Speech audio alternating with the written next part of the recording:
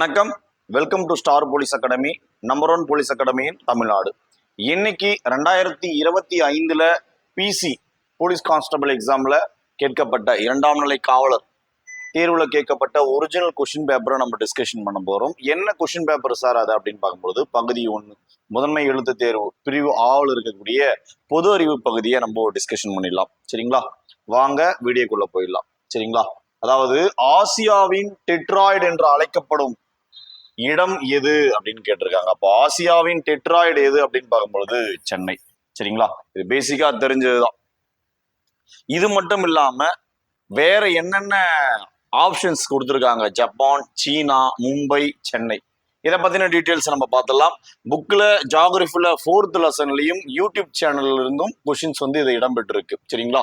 அதுக்கடுத்து ஜப்பான், இது ஆசியாவின் ஒரு நாடு, இது எல்லாருக்கும் தெரிஞ்சதுதான். சரிங்களா? மோட்டார் வாகன உற்பத்தியில முன்னிலையில் இருந்தாலுமே ஒரு குறிப்பிட்ட இடத்தை குறிக்கும் பெயர் கிடையாது. சரிங்களா? அதாவது மான்செஸ்டர், டெட்ராய்டு இது மாதிரி கிடையாது. அதடுத்து சென்னை. சரிங்களா? மோட்டார் வாகன தொழில்கள் மற்றும் அதனுடைய உதிரி பாகங்கள் இருக்கு இல்லையா, அதுல தயாரிக்கிறதுல டாப் மோஸ்ட், சரிங்களா, முதன்மையான ஒரு கான்செப்டா இதுதான் விளங்குது. அதனாலதான் சென்னை ஆசியாவின் டெட்ராய்டு என்று அழைக்கப்படுது. சரி, சைனாவை பத்தி நம்ம பாக்குறோம். உலக அளவில் உற்பத்தியில பெரிய நாடாகவே இருந்தாலுமே, சரிங்களா, இந்த ஆசியாவின் டெட்ராய்டுன்றது எதுக்கு மட்டுமே உரியதா இருக்கு? நம்ம சென்னைக்கு மட்டும்தான் உரியதா இருக்கு. அதுக்கப்புறம் மும்பை. சரிங்களா? இந்தியாவின் நிதி தலைநகரம் அப்படின்ற ஒரு பெயர் இருக்கு. சரிங்களா? மும்பை. ஸோ 4 ஆப்ஷன் நம்ம பார்த்தாச்சு. அதுக்கடுத்த கொஸ்டின் நம்ம பார்த்துடலாம். என்ன? சரிங்களா? அரபிக்கடலின் ராணி என்று அழைக்கப்படும் துறைமுகம் எது அப்படிதான் கொஸ்டின். என்னது அதுக்குண்டான சரியான விடை? கொச்சி. சரிங்களா? அரபிக்கடலின் ராணி கொச்சி. சரி, இந்த சரிங்களா, இந்த நியூ மங்களூர், அதுக்கப்புறம் மும்பை, அதுக்கப்புறம் பார்க்கும்போது மர்மகோவான்னு சொல்றீங்க இல்லைங்களா? ஸோ இதுல இருந்தெல்லாம் என்னென்ன கேள்விகள் அடிஷனலான நாலேஜ் இருக்கு அப்படின்றத நம்ம பார்த்துடலாம். இது நம்மளுடைய யூடியூப் சேனல்ல இருந்தும் நடத்தின வீடியோல இருந்தும் கேள்விகள் இடம்பெற்றிருக்குது. சரிங்களா? ஸோ அதை பத்தி நம்ம பார்த்துடலாம். என்ன அப்படின்னு பார்க்கும்பொழுது, கொச்சி இயற்கை எழில் மற்றும் வர்த்தக முக்கியத்துவம் காரணமாக அரபிக்கடலின் ராணி என்று அழைக்கப்படுகிறது. ஏன் அரபிக்கடலின் ராணி என்று அழைக்கப்படுதுன்னா, இயற்கை எழில் மற்றும் வர்த்தகத்தினுடைய முக்கியத்துவம், இந்த 2 விஷயத்தின் காரணமா மட்டும்தான் கொச்சியை இயற்கை எழில் மற்றும் வர்த்தகத்துல முக்கியத்துவம் வாய்ந்ததால தான் இந்த பெயர் நமக்கு வச்சிருக்காங்க. அதுக்கடுத்து நியூ மங்களூர். சரிங்களா? இது என்ன விஷயம் சார், ஏன் இதை கொடுத்துருக்காங்க அப்படின்னா, கர்நாடகா இருக்கு இல்லைங்களா, அதனுடைய நுழைவாயில், கேட்வே ஆஃப் த கர்நாடகா. சரிங்களா? இதுதான். அதுக்கடுத்து பார்க்கும்போது மும்பை, இந்தியாவின் மிகப்பெரிய துறைமுகம், அதுக்கப்புறம் இந்தியாவினுடைய நுழைவாயில், கேட்வே ஆஃப் த இந்தியான்னு நம்ம சொல்லலாம். ஸோ 2 முக்கியத்துவம் வாய்ந்ததுதான் மும்பையை சொல்றாங்க. அதுக்கடுத்து மர்மகோவா. சரிங்களா? இந்த மர்மகோவான்றது கோவா மாநிலத்தில் அமைந்துள்ள இந்தியாவின் முக்கிய இரும்பு தாது ஏற்றுமதி செய்யக்கூடிய ஒரு துறைமுகமா பார்க்கப்படுது. சரிங்களா? 4 விதமான ஆப்ஷன் நம்ம பார்த்துருக்கோம். ஸோ நெக்ஸ்ட் கேள்விக்குள்ளான நம்ம போயிடலாங்களா? என்ன இருக்கு பொறுத்துக்க? ஒளி இழை. சரிங்களா? அதுக்கடுத்து பார்க்கும்போது வாகனங்களின் பின்னோக்கு கண்ணாடி, ஒளி விலகல், பல் மருத்துவர் பயன்படுத்துவது அப்படின்ற கொஸ்டின்ஸ் இடம்பெற்றிருக்கு. அதாவது ஒளி இழை ஆங்கிலத்துல ஆப்டிகல் ஃபைபர்னு நம்ம சொல்லுவோம். சரிங்களா? ஒளி இழையின் தந்தை நரேந்தர் கபானி அப்படின்னு நம்ம சொல்லுவோம் இல்லையா? ஸோ இந்த ஆப்டிகல் ஃபைபர் என்னெல்லாம் வேலையை செய்யும் அப்படின்னு பார்க்கும்போது, மிக குறைந்த நேரத்துல விரைவாக, சரிங்களா, அதிகப்படியான டேட்டாஸை கலெக்ட் பண்ணி கொடுக்கும். இதுதான் அதோடைய வேலை. சரிங்களா? இந்த ஒளியிலை வருவதற்கு முன்னாடி கேபிள் நெட்வொர்க்ல, அதாவது தாமிர கம்பி வடத்திற்கு மாற்றாக இது ஒளி இலை பயன்படுத்தப்பட்டது. அதுக்கப்புறம் பார்க்கும் பொழுது இது எந்த தத்துவத்தின் அடிப்படையில செயல்படுது அப்படின்னு பார்க்கும்போது, முழு அக எதிரொலிப்பின் தத்துவத்தின் அடிப்படையில செயல்படுது. அது வாகனங்களின் பின்னோக்கு கண்ணாடியாக இது செயல்படுது அப்படின்னு பார்க்கும்போது, அதாவது குவி ஆடி. சரிங்களா? அதுக்கடுத்து ஒளி விலகல், அதாவது இதெல்லாம் எங்க இருக்கு அப்படின்றத பார்த்துடலாம். சரிங்களா? நான் சொன்னேன் இல்லைங்களா, ஒளி இழை, முழு அக எதிரொலிப்பு, வாகனங்களின் பின்னோக்கு கண்ணாடி, சரிங்களா, குவி ஆடி, அதுக்கடுத்து பல் மருத்துவர் பயன்படுத்தக்கூடியது. சரிங்களா, பல் மருத்துவர் பயன்படுத்தக்கூடியது என்ன, அதாவது ஒளி விலகல் ஃபர்ஸ்ட் பார்த்துடலாம். ஒளி விலகல் அப்படின்னா படுகதிர், விலகு கதிர், படுபுள்ளி, வரையப்படும் குத்துக்கோடு, இது எல்லாமே அதாவது ஒளி விலகல் பத்தி நம்ம பார்க்குறோம். பல் மருத்துவர் அப்படின்னு நம்ம பார்க்கும்பொழுது என்னது, குழியாடி. சார் இந்த கேள்வி எங்க அமைஞ்சிருக்கு, எங்கெங்கெல்லாம் இடம்பெற்றிருக்கு அப்படின்னு நம்ம பார்க்கும் பொழுது 9th சயின்ஸ், சரிங்களா, அது மட்டும் இல்லாம 6th சயின்ஸ், இந்த ரெண்டுத்துலயுமே இடம்பெற்றிருக்கு. சரிங்களா, பேஜ் நம்பர் 69, அதை எடுத்து பார்க்கும்பொழுது 72, இந்த ரெண்டுத்துலயுமே பார்க்கும்போது இதோடைய பயன்கள் வந்து கொடுத்துருக்காங்க. அதுக்கடுத்து இந்த ரோந்து வாகனம் என்ற சீரியஸ்லயும் நம்ம அகாடமியுடைய ஃபேக்கல்டிஸ் வந்து யூடியூப் சேனல்ல இதை பத்தின வீடியோ வந்து போட்டிருக்காங்க. அதுக்கடுத்து மோலார் பருமன், அவகட்ரா எண், நீரின் மூலக்கூறு நிறை, கார்பன் டை ஆக்சைடினுடைய மூலக்கூறு நிறை, இதிலிருந்து கொஸ்டின் கேட்டிருக்காங்க. சரிங்களா, ஸோ நம்ம யூடியூப் சேனல்லையும் இந்த கான்செப்டை பத்தின வீடியோல இருந்தும் கேள்விகள் அமைஞ்சிருக்கு. ஃபர்ஸ்ட் அப்படின்னா என்னன்றத முழுசா நம்ம பார்த்துடலாம். மோலார் பருமன் அப்படின்றத பொறுத்துகளை கொடுத்துருக்காங்க இல்லைங்களா, என்ன, அதாவது ஸ்டாண்டர்ட் டெம்பரேச்சர் ப்ரெஷர் நம்ம சொல்றோம் இல்லைங்களா, அதுதான் திட்ட வெப்ப அழுத்த நிலையில ஒரு மோல் வாயு ஆக்கிரமிக்கக்கூடிய பருமன், அதாவது 22.4 லிட்டர். சரிங்களா, அதனுடைய பருமன். சரிங்களா, அந்த அளவை தான் மோலார் பருமன்னு நம்ம சொல்றோம்.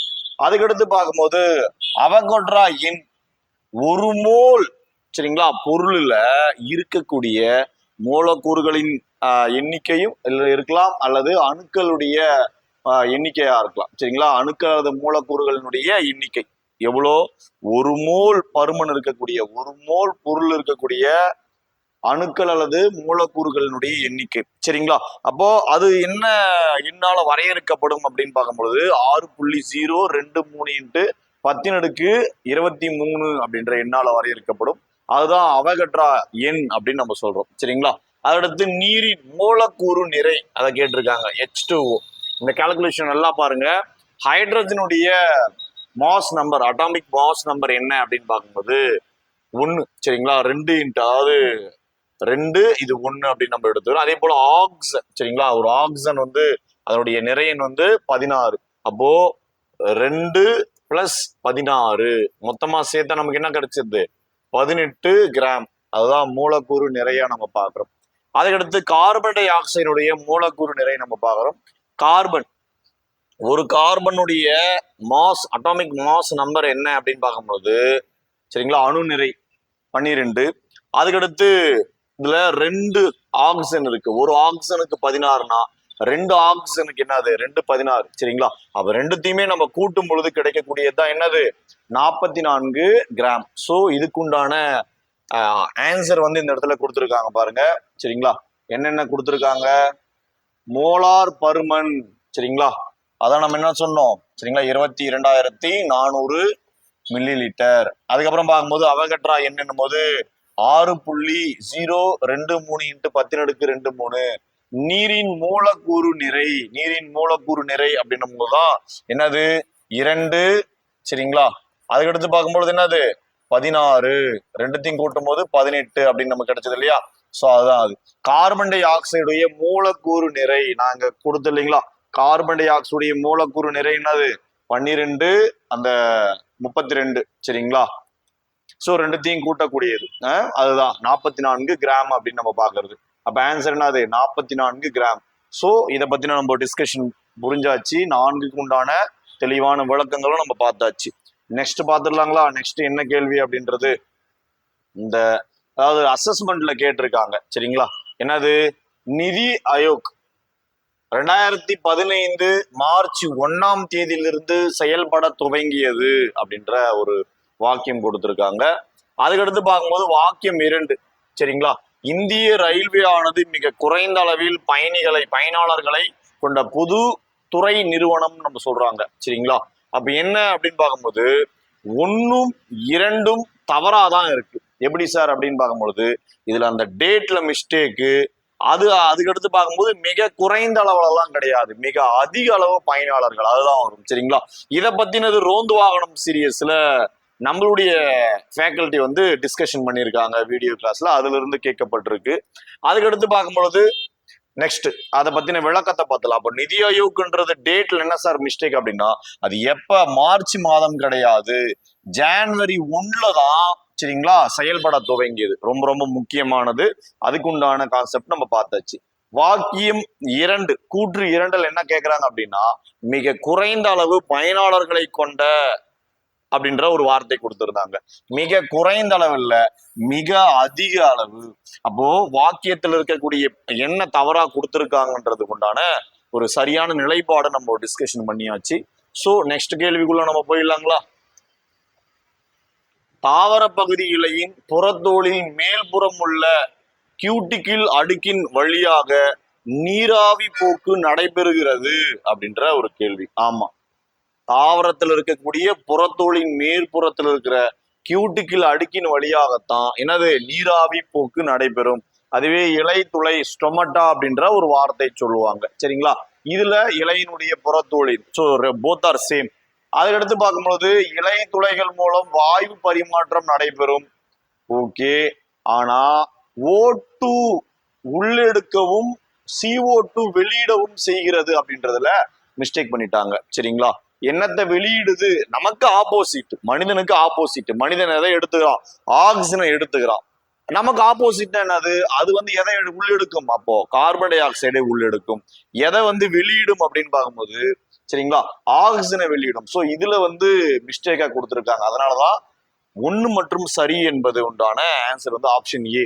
சார் இது எங்க சார் இருக்கு நம்முடைய புத்தகத்துல அப்படின்னு பார்க்கும்பொழுது 9th சயின்ஸ்ல சரிங்களா 19வது பாடத்துல பேஜ் நம்பர் 233 கொடுத்திருக்காங்க பாருங்க. சரிங்களா? இலை துளைகள் மூலம் தொடர்ந்து காற்றை உள்ளெடுக்கவும், எதை CO2 உள்ளெடுக்குது. சரிங்களா? அந்த இடத்துல என்ன கொடுத்துட்டான்? O2 அப்படின்னு கொடுத்துட்டாங்க. வெளியிடுறது எதை வெளியிடுது? O2 வெளியிடுது. ஆனா CO2 வெளியிட செய்கிறதுன்னு கொடுத்துட்டான். அப்போ இதுலதான் கூற்று 2 தவறாக மாற்றத்துக்குள்ளானதா மாறுது. சரிங்களா? சரி, நம்ம அகாடமில சரிங்களா சயின்ஸ் மெட்டீரியல் இருக்கு இல்லைங்களா, அதுல பயாலஜி டெஸ்ட் கொஸ்டின் பேப்பர்ல இடம் பெற்றிருக்கு. அதே போல பயாலஜி கொஸ்டின் பேப்பர்லயும், அதாவது கொஸ்டின் பேப்பர் மட்டும் இல்லாம மெட்டீரியலையும் இருக்கு. சரிங்களா? ஸோ கொஸ்டின் பேப்பர்ல 53வது கொஸ்டின் பேப்பர் மாணவர்களுக்கு அவங்களுடைய அந்த நாலேஜை க்ரோத் பண்ணுறதுக்காக வாரந்தோறும் பல டெஸ்ட் நடந்துட்டே இருக்கும். எக்ஸாம் கிட்ட நெருங்க சரிங்களா பேட்ச் வைஸா. ஸோ அந்த கொஸ்டின் பேப்பர்ல இடம் பெற்றதான் வந்திருக்கு அப்படின்றத நாங்க கொடுத்துருக்கோம். அதுக்கடுத்து நெக்ஸ்ட் பார்க்கலாம். என்ன இருக்கு? வாக்கியம் கொடுத்துருக்காங்க. சரிங்களா? என்ன வாக்கியம் கொடுத்துருக்காங்க அப்படின்னு நம்ம பார்க்கும்போது, இந்தியாவில் முதல் ராக்கெட் தளம் ஸ்ரீஹரிகோட்டா சரிங்களா இந்த சதீஷ் தவானில் அமைக்கப்பட்டுள்ளது அப்படின்ற ஒரு கூற்று. சரிங்களா? அதுக்கடுத்து 2வது என்ன கேட்டிருக்காங்க? இந்தியாவின் 2வது ராக்கெட் தளம் தமிழ்நாட்டில் தூத்துக்குடி மாவட்டம் சரிங்களா குலசேகரப்பட்டினத்தில் அமைக்க அடிக்கல் நாட்டப்பட்டுள்ளது அப்படின்ற 2 விதமான தகவல்களை வாக்கியத்தின் வாயிலாக கொடுத்திருக்காங்க. ஸோ 2மே சரியானதுதான். சரிங்களா? ஸோ அது நம்மளுடைய யூடியூப் சேனலுடைய டே 27 வீடியோல அதை பத்தின டிஸ்கஷன் இருக்கு. சரிங்களா? நெக்ஸ்ட் இந்த பிக்னோ சரிங்களா பிக்னோமீட்டர் அப்படின்ற ஒரு கொஸ்டின் கேட்டிருக்காங்க. இந்த பிக்னோமீட்டர் என்பது டேஷை அளக்க பயன்படுகிறது. சரிங்களா? இந்த பிக்னோமீட்டர் அப்படின்றது எதை அளக்கிறதுக்கு? ஒப்படர்த்தி. சரிங்களா? சோ அடர்த்தி குடுவை, டென்சிட்டி பாட்டில் அப்படின்ற நிறைய பெயர்கள் இருக்கு. சரிங்களா? ஒப்படர்த்தி அளவிடுதல், அதாவது 9th புத்தகத்துல 3rd லெசன்ல பேஜ் நம்பர் 33 இருந்து இந்த கொஸ்டின் கேட்கப்பட்டிருக்காங்க. சரிங்களா? சரி, வேற என்ன அப்படின்னு நம்ம பார்க்கும் பொழுது இதுல ஆப்ஷன் மின்தடைனா என்ன, மின் அழுத்த வேறுபாடு, அதுக்கடுத்து பொட்டன்ஷியல் டிஃபரன்ஸ் சொல்லுவோம் இல்லையா, அதுக்கப்புறம் பார்க்கும்போது வளிமண்டல அழுத்தம், ஒப்படர்த்தின்ற 4 ஆப்ஷனை கொடுத்துருக்காங்க. ஸோ அதை பத்தின டிஸ்கஷன் நம்ம பார்த்துடலாங்களா? என்ன இருக்கு? ஃபர்ஸ்ட் ஒப்படர்த்தினா என்ன அப்படின்றத நம்ம பார்க்குறோம். சரிங்களா? அதாவது திரவங்களின் அடர்த்தி அல்லது ஒப்படர்த்தியை, விச் மீன்ஸ் ரிலேட்டிவ் டென்சிட்டி. சரிங்களா? ரிலேட்டிவ் டென்சிட்டி இதை அளக்கிறதுக்கு தான் பிக்னோமீட்டர் அப்படின்றது பயன்படுகிறது. சரிங்களா?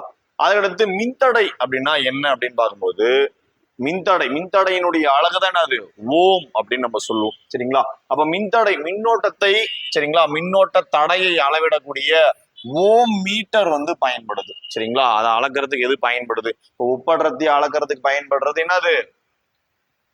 ரிலேட்டிவ் டென்சிட்டி அளக்கிறதுக்கு பயன்படுறது பிக்னோமீட்டர்னா, மின் தடையை அளக்க பயன்படுறது இது ஓம் மீட்டர் அப்படின்னு நம்ம பாக்குறோம்.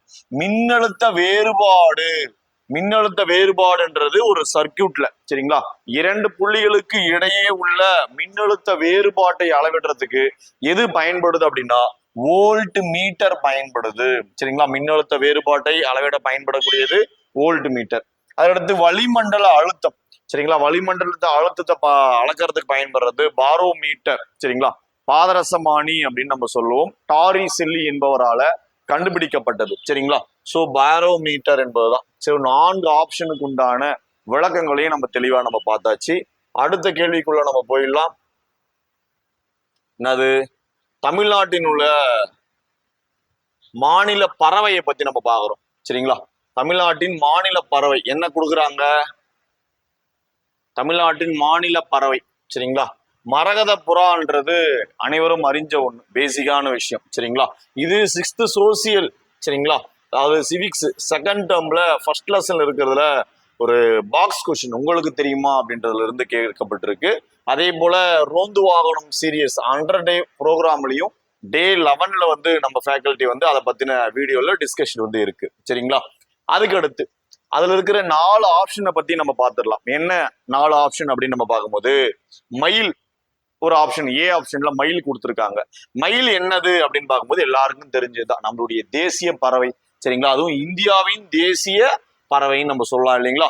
அதடுத்து நெருப்பு கோழி, சரிங்களா, உலகில் வாழும் பறவைகளிலேயே மிக பெரிய பறவை அப்படின்ற ஒரு விஷயம் இருக்கு. சரிங்களா, அது மட்டும் இல்லாம, சரிங்களா, மாநில பறவையா வந்து இதை எங்கேயுமே அறிவிக்கப்படலை, எந்த மாநிலத்துக்குமே கிடையாது. கழுகு பல நாடுகளுடைய தேசிய சின்னமா இருந்தாலும் தமிழ்நாட்டுக்குன்னு சொல்லிட்டு ஸ்பெசிபிக்கா எதுவும் கிடையாது. சரிங்களா, அதுக்கடுத்து மரகத புறா, இதுதான் தமிழ்நாட்டினுடைய மாநில பறவையா இருக்கு. சார், ஒரு ஆர்வத்தை வந்து கியூரியாசிட்டி ஏற்படுத்திட்டீங்க. என்ன அப்படின்னு பார்க்கும்போது பல நாடுகள்ல தேசிய சின்னமா இருக்கு, அப்ப எந்த நாடு அப்படின்ற அதை மட்டும் கொஞ்சம் சொல்லிட்டு போங்க அப்படின்ற ஒரு விஷயம் இருக்கும். அதாவது கழுகுலேயே அந்த கழுகுடைய அந்த தலையினுடைய வடிவம், சரிங்களா, மொட்டையா இருக்குதா இல்ல வெண்மை நிறத்தில் இருக்குதான்றது அடிப்படையில மாற்றங்கள் இருக்கு. ஸோ அதை பத்தி நம்ம பார்த்துலாம். 4 ஆப்ஷன் பார்த்தாச்சுங்களா.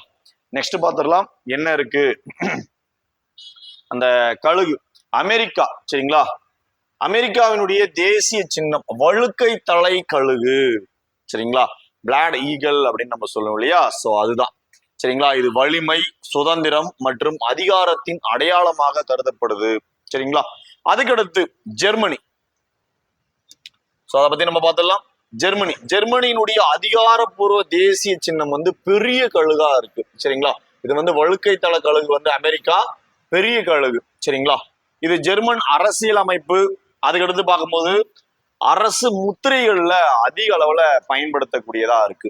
நெக்ஸ்ட் மெக்சிகோவினுடைய தேசிய கொடி, சரிங்களா, அதாவது தேசிய கொடியில பார்க்கும்போது பாம்பு ஒன்றை வந்து கவ்விட்டு இருக்கிறது போல, அதை அப்படியே கேட்ச் பண்ணிட்டு இருக்கிறது போல பாம்பு ஒன்றை கவ்வி கொண்டு கல்லின் மேல் அமர்ந்திருக்கும் கழுகினுடைய படம் வந்து இருக்கும். சரிங்களா, அவர்கள் நாட்டினுடைய வரலாற்று புராணத்தோடு தொடர்புடையது அப்படின்ற ஒரு விஷயத்த வந்து சொல்றாங்க. அதுக்கடுத்து ஆஸ்திரியா நாட்டுல ஆஸ்திரியாவினுடைய அரசு முத்திரையில, சரிங்களா, கவர்மெண்ட் சீல் இருக்கு இல்லைங்களா. ஸோ அந்த கவர்மெண்ட் சீல்ல கழுகு சின்னம் வந்து பயன்படுத்தப்படுது. அப்ப கழுகு எந்தெந்த நாட்டுல எப்படியெல்லாம் சின்னமாகவும் முத்திரைகள்ல பயன்படுத்தப்படுது, அதனுடைய வரலாற்று பின்னணி என்ன, அதுவும் பார்த்தாச்சு. 4 ஆப்ஷனை பத்தி நம்ம பார்த்தாச்சு. சரிங்களா, சோ மயில், நெருப்பு கோழி, மரகத புறா, கழுகு இருக்கிற கூடுதல் தகவல் நம்ம பார்த்தாச்சு. அதுக்கடுத்து நெக்ஸ்ட் கொஸ்டின்குள்ள நம்ம போயிடலாங்களா. என்ன இருக்கு கவனிச்சிடலாம். விரைவாக பழங்களை பழுக்க வைக்கும் வாயு எது அப்படின்ற ஒரு கேள்வி வந்து கொடுத்துருக்காங்க. சரிங்களா, என்ன அப்படின்னு நம்ம பார்க்கும்போது விரைவாக பழுக்க வைக்கிறது எது? மீத்தேன் இருக்குமா? கம்பல்சரி இருக்காது. ஹைட்ரஜன் இருக்குமா? இருக்காது. நைட்ரஜன் இருக்குமா? இருக்காது. எத்திலீன் தான் இருக்கும். சரிங்களா, இது நம்ம ஸ்கூல் டெக்ஸ்ட் புக்ல எங்க கேட்டிருக்காங்க அப்படின்னு நம்ம பார்க்கும்போது, அதாவது 10ஆம் வகுப்பு 16வது பாடத்துல பே நம்பர் 229 வந்து கேட்டிருக்காங்க. ஸ்டார் போலீஸ் அகாடமில பயாலஜி டெஸ்ட் கொஸ்டின் பேப்பர்லயும் 70வது கேள்வியில கேட்கப்பட்டது. அது மட்டும் இல்லாம ரோந்து வாகனம் சீரியஸ்ல டே 10லயும் அதை பத்தின டிஸ்கஷன் வந்து நம்ம அகாடமியுடைய ஸ்டாப்ஸ் வந்து பண்ணியிருக்கோம். சரிங்களா? அதுக்கடுத்து அந்த 4 ஆப்ஷனை பத்தி நம்ம பார்த்துடலாம். என்னெல்லாம் இருக்கு அப்படின்னு பார்க்கும் பொழுது, மீத்தேன் எரிபொருள் மற்றும் மின்சாரம் தயாரிக்கிறதுக்கு பயன்படக்கூடியதா தான் இருக்கு. கம்பல்சரி பழங்கள் பழுக்க வைக்கிறதுல அதனுடைய பயன்பாடுகள் இல்லை. அப்ப மீத்தேனுடைய பயன்பாடுகள் என்ன அப்படின்றத நம்ம தெரிஞ்சுக்கிறோம். அதுக்கடுத்து ஹைட்ரஜன். சரிங்களா? ஹைட்ரஜன் எங்கெல்லாம் பயன்படுது சார் அப்படின்னா, சார் பழங்கள் பழுக்க வைக்கிறதுக்கு பயன்படல, ஓகே தெரிஞ்சாச்சு. மத்த எதுல பயன்படுது அப்படின்னு பார்க்கும்போது, ராக்கெட் எரிபொருளாக பயன்படுது. நம்பர் 1. எரிசக்தி துறைகள்ல அதிக அளவுல பயன்படக்கூடியதா இந்த ஹைட்ரஜன் வந்து இருக்கு. அதுக்கடுத்து நைட்ரஜனை பத்தி நம்ம பாக்குறோம்.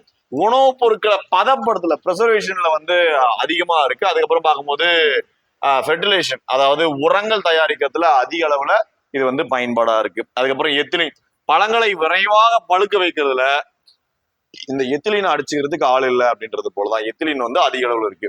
ஸோ 4 விதமான கொஸ்டின்ஸையும், அதாவது 4 விதமான ஆப்ஷன்ஸையும் நம்ம கூடுதல் தகவலுக்காக நம்ம தெரிஞ்சுக்கணும். சரிங்களா? நெக்ஸ்ட் எதை பத்தி பாக்குறோம் அப்படின்னா, மின்சாரம் கடத்தும் அலோகம் எது அப்படின்ற கொஸ்டின் வந்து கொடுத்துருக்காங்க. ஆக்சிஜன் கடத்துதா, அலுமினியம் கடத்துதா, போரான் கடத்துதா, கார்பன் கடத்துதா அப்படின்னா அலோகம் நல்லா மைண்ட்ல செட் பண்ணிக்கணும். இதை ஒரு ஃப்ளோல மறந்து உலோகம் அப்படின்றத மட்டும் ஒரு டக்குன்னு ஒரு புரிதல் அடிப்படையில இதெல்லாம் மின்சாரத்தை கடத்த நம்ம போட்டுருவோம். சரிங்களா? சோ இது எங்க இருக்கு அப்படின்னு பார்க்கும்போது 9th சயின்ஸ் 15th லெசன்ல வந்து பேஜ் நம்பர் 178ல வந்து இருக்கு. அதாவது கார்பனுடைய புற வேற்றுமை வடிவம் தான் கிராபைட் நம்ம சொல்லலாம், வைரம் சொல்லலாம், அது மாதிரி நம்ம சொல்லிட்டே போலாம் இல்லைங்களா? சோ ஃபுல்லரின், மக்னீசியம் புல்லரின் சொல்லிட்டே நம்ம போலாம். சரிங்களா? சோ இது எல்லாமே சரிங்களா கார்பனுடைய another form of the carbon நம்ம ஆங்கிலத்துல மென்ஷன் பண்ணுவோம் இல்லையா? சோ அதுதான் இந்த கார்பன் வந்து அலோகம், மின்சாரத்தை கடத்தக்கூடிய அலோகமா பார்க்கப்படுது. சரிங்களா? கிராஃபின் இது எல்லாமே. சரிங்களா? சோ நான் இந்த 4 ஆப்ஷனையும் நம்ம பார்த்துடலாங்களா? ஆக்சிஜன் என்ன, அலுமினியம் என்ன, போரான் என்ன, கார்பன் என்னன்றத நம்ம கொஞ்சம் தெளிவா நம்ம கவனிச்சிடலாம். ஆக்சிஜன் சரிங்களா உயிர் வாழ தேவையான ஒரு வாயுவா தான் பார்க்கப்படுது. மின்சாரத்தை கடத்துவதில் இதனுடைய பங்களிப்பு என்பது கிடையாது. அலுமினியம் சரிங்களா இது உலோகம். அவங்க கொஸ்டின் கேட்டது அலோகம். சரிங்களா? மின்சாரத்தை நன்கு கடத்தும். ஆனா வினாவில் எது கேட்கப்பட்டிருக்கு? அலோகம்னு கேட்கப்பட்டதால, நான் மெட்டல் கேட்டதால அலுமினியம் வராது. மின்சாரம் கடத்தும் ஆனா அலோகம் கிடையாது. அதை நல்லா நம்ம கூர்ந்து கவனிக்கணும். அதடுத்து போரான் சரிங்களா உலோக போலியா பார்க்கப்படுது. மெட்டலாய்ட்ஸ் சரிங்களா குறைந்த கடத்திகள். சரிங்களா? இதுவும் வந்து கிடையாது. அதுக்கப்புறம் கார்பன் இது ஒரு அலோகம், கார்பனின் ஒரு வடிவமா பார்க்கப்படுது. கிராபைட் மின்சாரத்தை நன்கு கடத்தும் திறன் கொண்டது. சரிங்களா? அதுக்கடுத்து இந்த கார்பனை பத்தி நம்ம பாக்குறோம். சரிங்களா?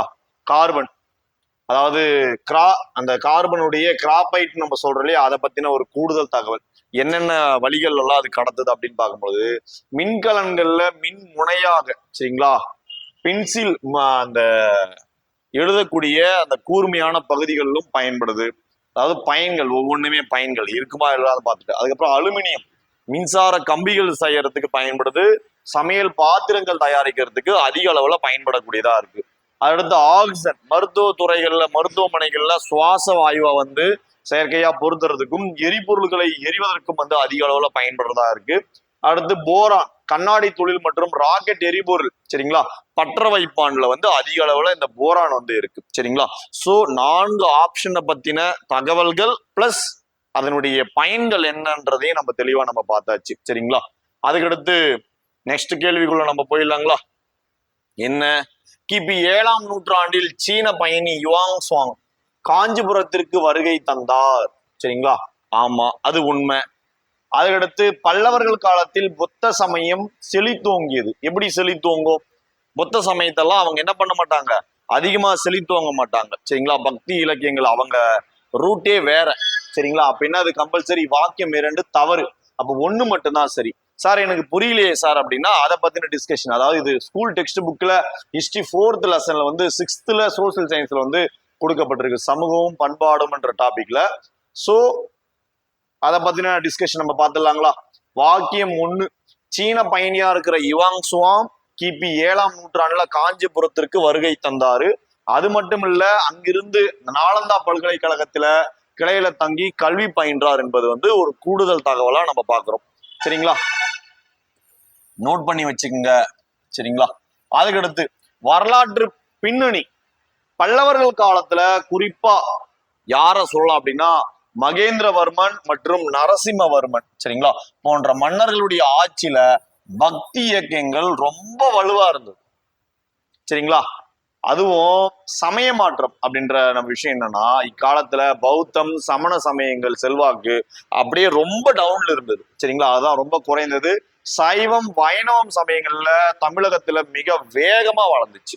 சரிங்களா, அப்போ பல்லவர் காலத்துல புத்த சமயம் செழித்தோங்கியது அப்படின்ற ஒரு விஷயம் வந்து முழுமையா வந்து என்னது தவறாதான் பார்க்கப்படுது. சரிங்களா, ஏன்னா சைவம் வைணவம் தான் தமிழகத்துல பயங்கர டாப் மோஸ்டா போச்சு. சரிங்களா, மிகப்பெரிய ஒரு செல்வாக்க வந்து சைவம் வைணவம் பட்ட நாமன் நம்ம சொல்லுவோம் இல்லையா. சோ இந்த இரண்டு விதமான ஒரு கான்செப்ட் தான் அதிக அளவுல இருந்தது. சரிங்களா, அப்போ கூற்று இரண்டு வந்து தவறாக தான் பார்க்கப்படுது. சரிங்களா, அதுக்கடுத்து வாக்கியம் 1, 2 அப்படின்றது போல கொடுத்திருக்காங்க. இந்தியா மற்றும் பாகிஸ்தான் ஆகிய நாடுகளுக்கு இடையே அமைதியுடன் இணங்கி இருத்தலுக்கான 5 கொள்கை சரிங்களா 1957 ஏப்ரல் மாதம் 28ஆம் நாள் கையெழுத்தானது. பாகிஸ்தான் கூட கிடையாது. சரிங்களா, எது கூட? சீனா கூட. அப்போ இந்த இடத்துல பாகிஸ்தான் வந்தது தவறு. அப்ப கூற்று வந்து என்ன, அது வாக்கியம் 1 வந்து தவறு.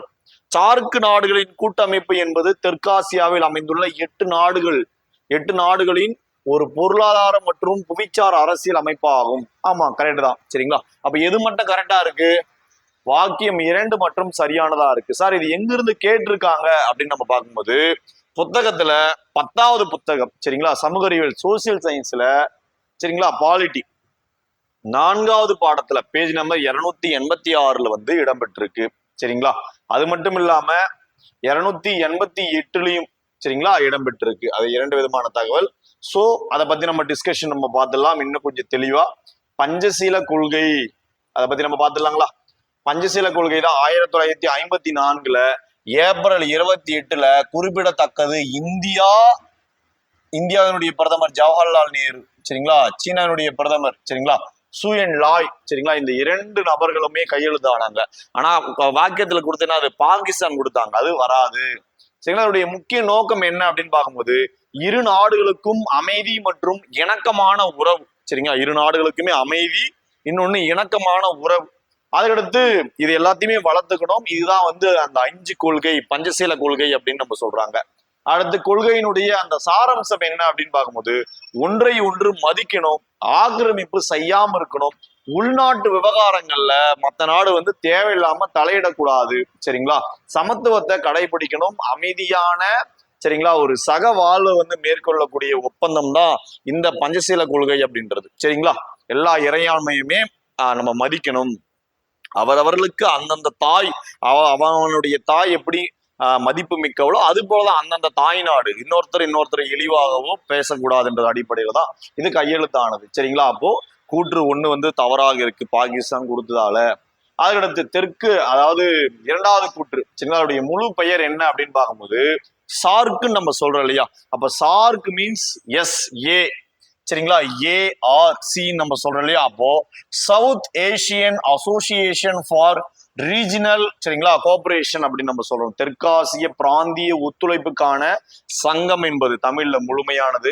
இதுல என்னென்ன உறுப்பு நாடுகள் இருக்கு அப்படின்னு பார்க்கும்போது இந்தியா, பாகிஸ்தான், நேபாளம், வங்கதேசம், இலங்கை, மாலத்தீவு, ஆப்கானிஸ்தான் ஆகிய 8 நாடுகள் வந்து இதுல உறுப்பு நாடுகளா இருக்கு.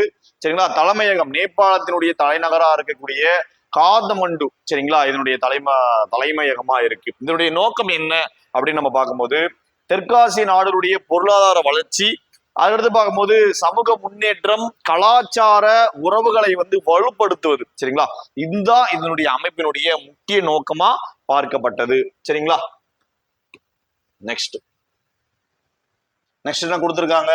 வாக்கியம் 1 மின்முலாம் பூசுதல் மின்னோட்டத்தின் வேதி விளைவு அப்படின்னு கொடுத்திருக்காங்க.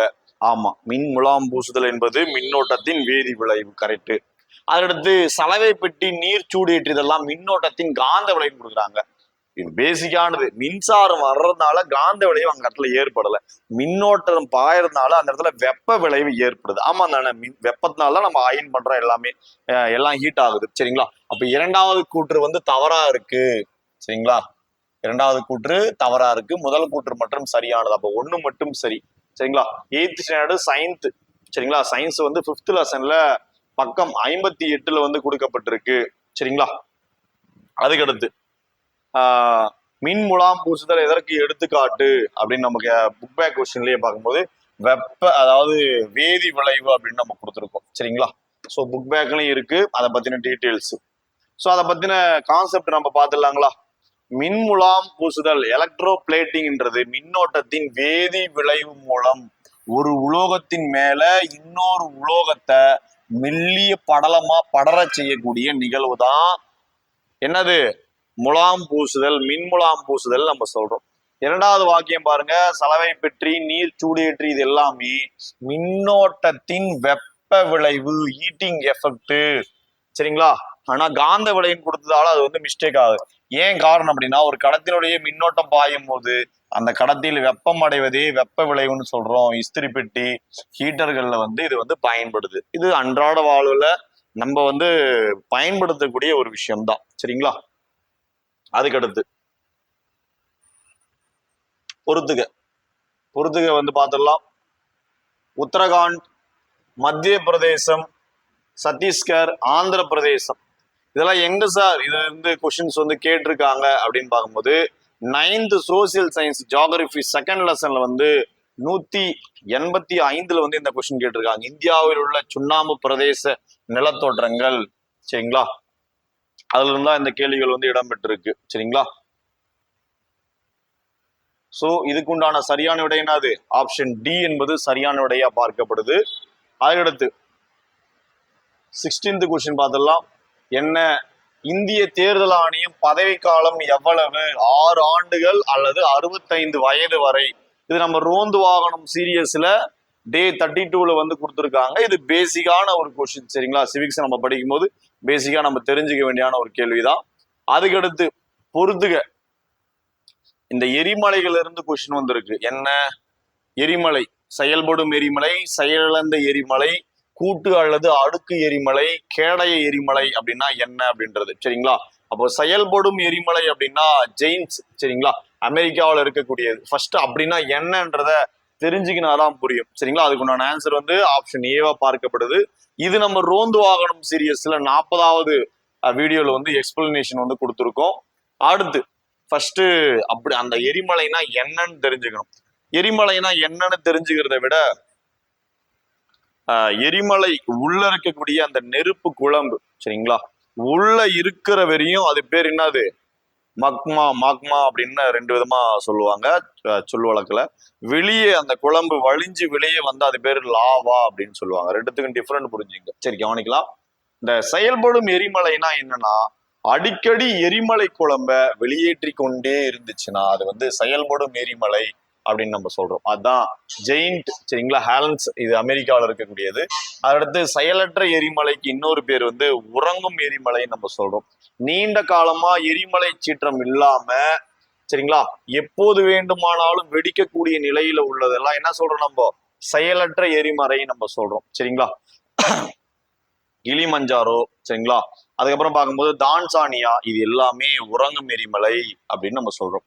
அடுத்து கூட்டு அல்லது அடுக்கு எரிமலைன்றது என்னன்னா, எரிமலை சாம்பல் மற்றும் குழம்புகள் அடுக்குகளாக படிந்து உருவானதுதான் இந்த கூட்டு அல்லது அடுக்கு எரிமலை நம்ம சொல்றோம். சரிங்களா? ஃபியூஜி, ஜப்பான், இதுக்கு உதாரணமா நம்ம பாக்குறோம். அதுக்கப்புறம் கேடய எரிமலைனா என்ன அப்படின்னு பார்க்கும் பொழுது பாகுத்தன்மை குறைந்த எரிமலை. சரிங்களா? அந்த பாகுத்தன்மை குறைந்த எரிமலை குழம்பு பொதுவாக வெளியேறி பறந்து விரிந்து குன்றுகள் போன்ற அமைப்பை உருவாக்கக்கூடியதா இது வந்து இருக்கணும். சரிங்களா? இது எக்ஸாம்பிள் என்ன அப்படின்னு பார்க்கும்போது, சரிங்களா, இந்த மௌனலோவா அப்படின்னு நம்ம சொல்றோம் இல்லைங்களா, அது ஹவாய், இது எல்லாமே முழுக்க முழுக்க எரிமலைகளுடைய வகைகளை பற்றி கொடுத்துருக்காங்க. ஸோ அதுல இருந்தா கொஸ்டின்ஸ் வந்து கேட்டிருக்காங்க. சரிங்களா? அதுக்கடுத்து இதனுடைய பயன்கள், எரிமலை என்றுமே சார், அதனுடைய பயன்கள் என்னதான்? அது ஜஸ்ட் வெடிச்சு சிதறி எல்லா குழம்பையும் வெளியேற்றுறது மட்டும்தான் அதோடைய விஷயமா சார் அப்படின்னா கிடையாது. என்னெல்லாம் இருக்கு அப்படின்னு பார்க்கும்போது எரிமலை, சரிங்களா, அந்த மண் இருக்கு இல்லையா, அந்த மண்ணு எரிமலை வெடிப்பிற்கு பின், சரிங்களா, கிடைக்கும் மண் மிகவும் வளமானது, விவசாயத்திற்கு பெரிதும் உதவக்கூடியதா இருக்கு. அதுக்கடுத்து சுற்றுலா, பல செயலற்ற எரிமலை, எக்ஸாம்பிள் கிளிமஞ்சரோ உலக புகழ்பெற்ற சுற்றுலா தலமா இருக்கு. அதுக்கடுத்து புவி வெப்ப ஆற்றல், சில எரிமலைகள் பகுதியில் இருந்து புவி வெப்ப ஆற்றல் மூலமா மின்சாரம் தயாரிக்கப்படுகிறது, சரிங்களா. சோ இந்த பயன்பாடுகள் பெரிதும் இந்த எரிமலையிலிருந்து நம்ம அடைகிறோம். அடுத்து சோ இது எங்கெல்லாம் சார் இடம்பெற்றிருக்கு அப்படின்னு பார்க்கும்போது 9th social science geography first லெசன்ல, அதே போல பேஜ் நம்பர் 176 177 எல்லாத்துலயுமே இடம்பெற்றிருக்கு. அதடுத்து எழுத்து பொறிக்கப்பட்ட, சரிங்க, எழுத்து பொறிப்புகள் பற்றிய படிப்பு அப்படின்னு கொஸ்டின் கேட்டிருக்காங்க. இது நம்ம சோசியல் சயின்ஸ் புத்தகம், சரிங்களா, பேஜ் நம்பர் 108 இடம்பெற்றிருக்கு. அதுக்கப்புறம் இன்ஃபர்மேஷன் சீரியஸ்ல 3rd வீடியோலையும் இடம்பெற்றிருக்கு, சரிங்களா. கல்வெட்டியல் அப்படின்னு சொல்றோம். ஃபர்ஸ்ட் அதுல இருக்கிற 4 ஆப்ஷன் நம்ம தெரிஞ்சுக்கணும். என்ன நாணயவியல்னா என்ன, கல்வெட்டியல்னா என்ன, வானவியல்னா என்ன, சோதிடவியல்னா என்னன்றத நம்ம தெரிஞ்சுக்கணும், சரிங்களா. சோ அதை பத்தி நம்ம பார்த்துடலாம். ஃபர்ஸ்ட் நாணயவியல் அப்படின்றது என்ன அப்படின்னா, நாணயங்களும் அதனுடைய வரலாற்றை பத்தி படிக்கக்கூடிய ஒரு படிப்பா இருக்கு. எந்த அரசரால வெளியிடப்பட்டது, யாருடைய உருவம் பொறித்து, யாருடைய எழுத்து பொறித்து வெளியிடப்பட்டது, அந்த வம்சாவளி யாரு, சரிங்களா, இதை பத்தின ஒரு தகவல்களை படிக்கக்கூடிய ஒரு படிப்பு தான் நாணயவியல் நம்ம சொல்றோம். அதற்கு கல்வெட்டியல் அப்படின்னு நம்ம சொல்லக்கூடியது எழுத்து பொறிப்புகளை பற்றியும் கல்வெட்டுகளை பற்றியும் படிக்கக்கூடிய ஒரு தனியான ஒரு படிப்பு. அடுத்து வானவியல் அப்படின்றது விண்வெளி மற்றும் கோள்களை பற்றிய ஒரு அறிவியல் படிப்பு தான், அதை நம்ம சொல்றோம் வானவியல். சோதிடவியல் அப்படின்றது கோள்களுடைய நிலையை வைத்து ஜாதகம் அல்லது பலனை கணிக்கக்கூடிய ஒரு முறைதான், சரிங்களா, அஸ்ட்ராலஜின்னு நம்ம பாக்குறோம், சரிங்களா. சோ இந்த 4 விஷயங்களையும் நம்ம பார்த்தாச்சு. நெக்ஸ்ட் பார்த்துடலாங்களா, பயன்கள், சரிங்களா. என்ன பயன் சார், அப்ப கல்வெட்டை பத்தி படிக்கிறதாலேயோ இதை பத்தி படிக்கிறதாலேயோ என்ன சார் பயனு, படிப்பு இருக்குது அதனால என்ன பயன் அப்படின்னு பார்க்கும்போது, கல்வெட்டியல் பழங்கால மன்னர்களுடைய ஆட்சி, போர், வெற்றிகள், சமூக நிலையை அறிவதற்காக உதவக்கூடியதா எது இருக்கு, கல்வெட்டியல்.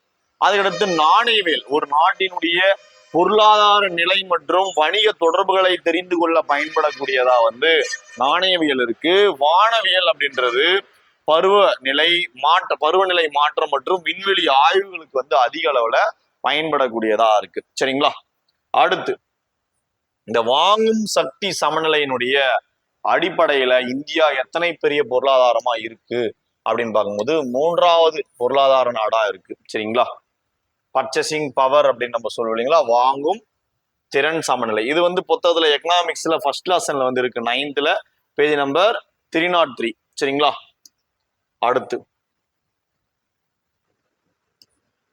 வாக்கியம் 1, இந்திய சுரங்க பணியகம் எங்க இருக்கு அப்படின்னு கேக்குறாங்க, நாக்பூர், சரியான விடை. அதுக்கடுத்து பார்க்கும்பொழுது இரும்பு சாரா தொழில்நுட்ப மேம்பாட்டு மையம் எங்க இருக்கு, ஹைதராபாத். ரெண்டுமே சரியாதான் கொடுத்துருக்காங்க. இது நம்ம சோசியல் சயின்ஸ் புத்தகத்துல 4வது பாடத்துல பாக்ஸ் கொஸ்டின்ல இருக்கு, பேஜ் நம்பர் 179 கொடுத்துருக்காங்க.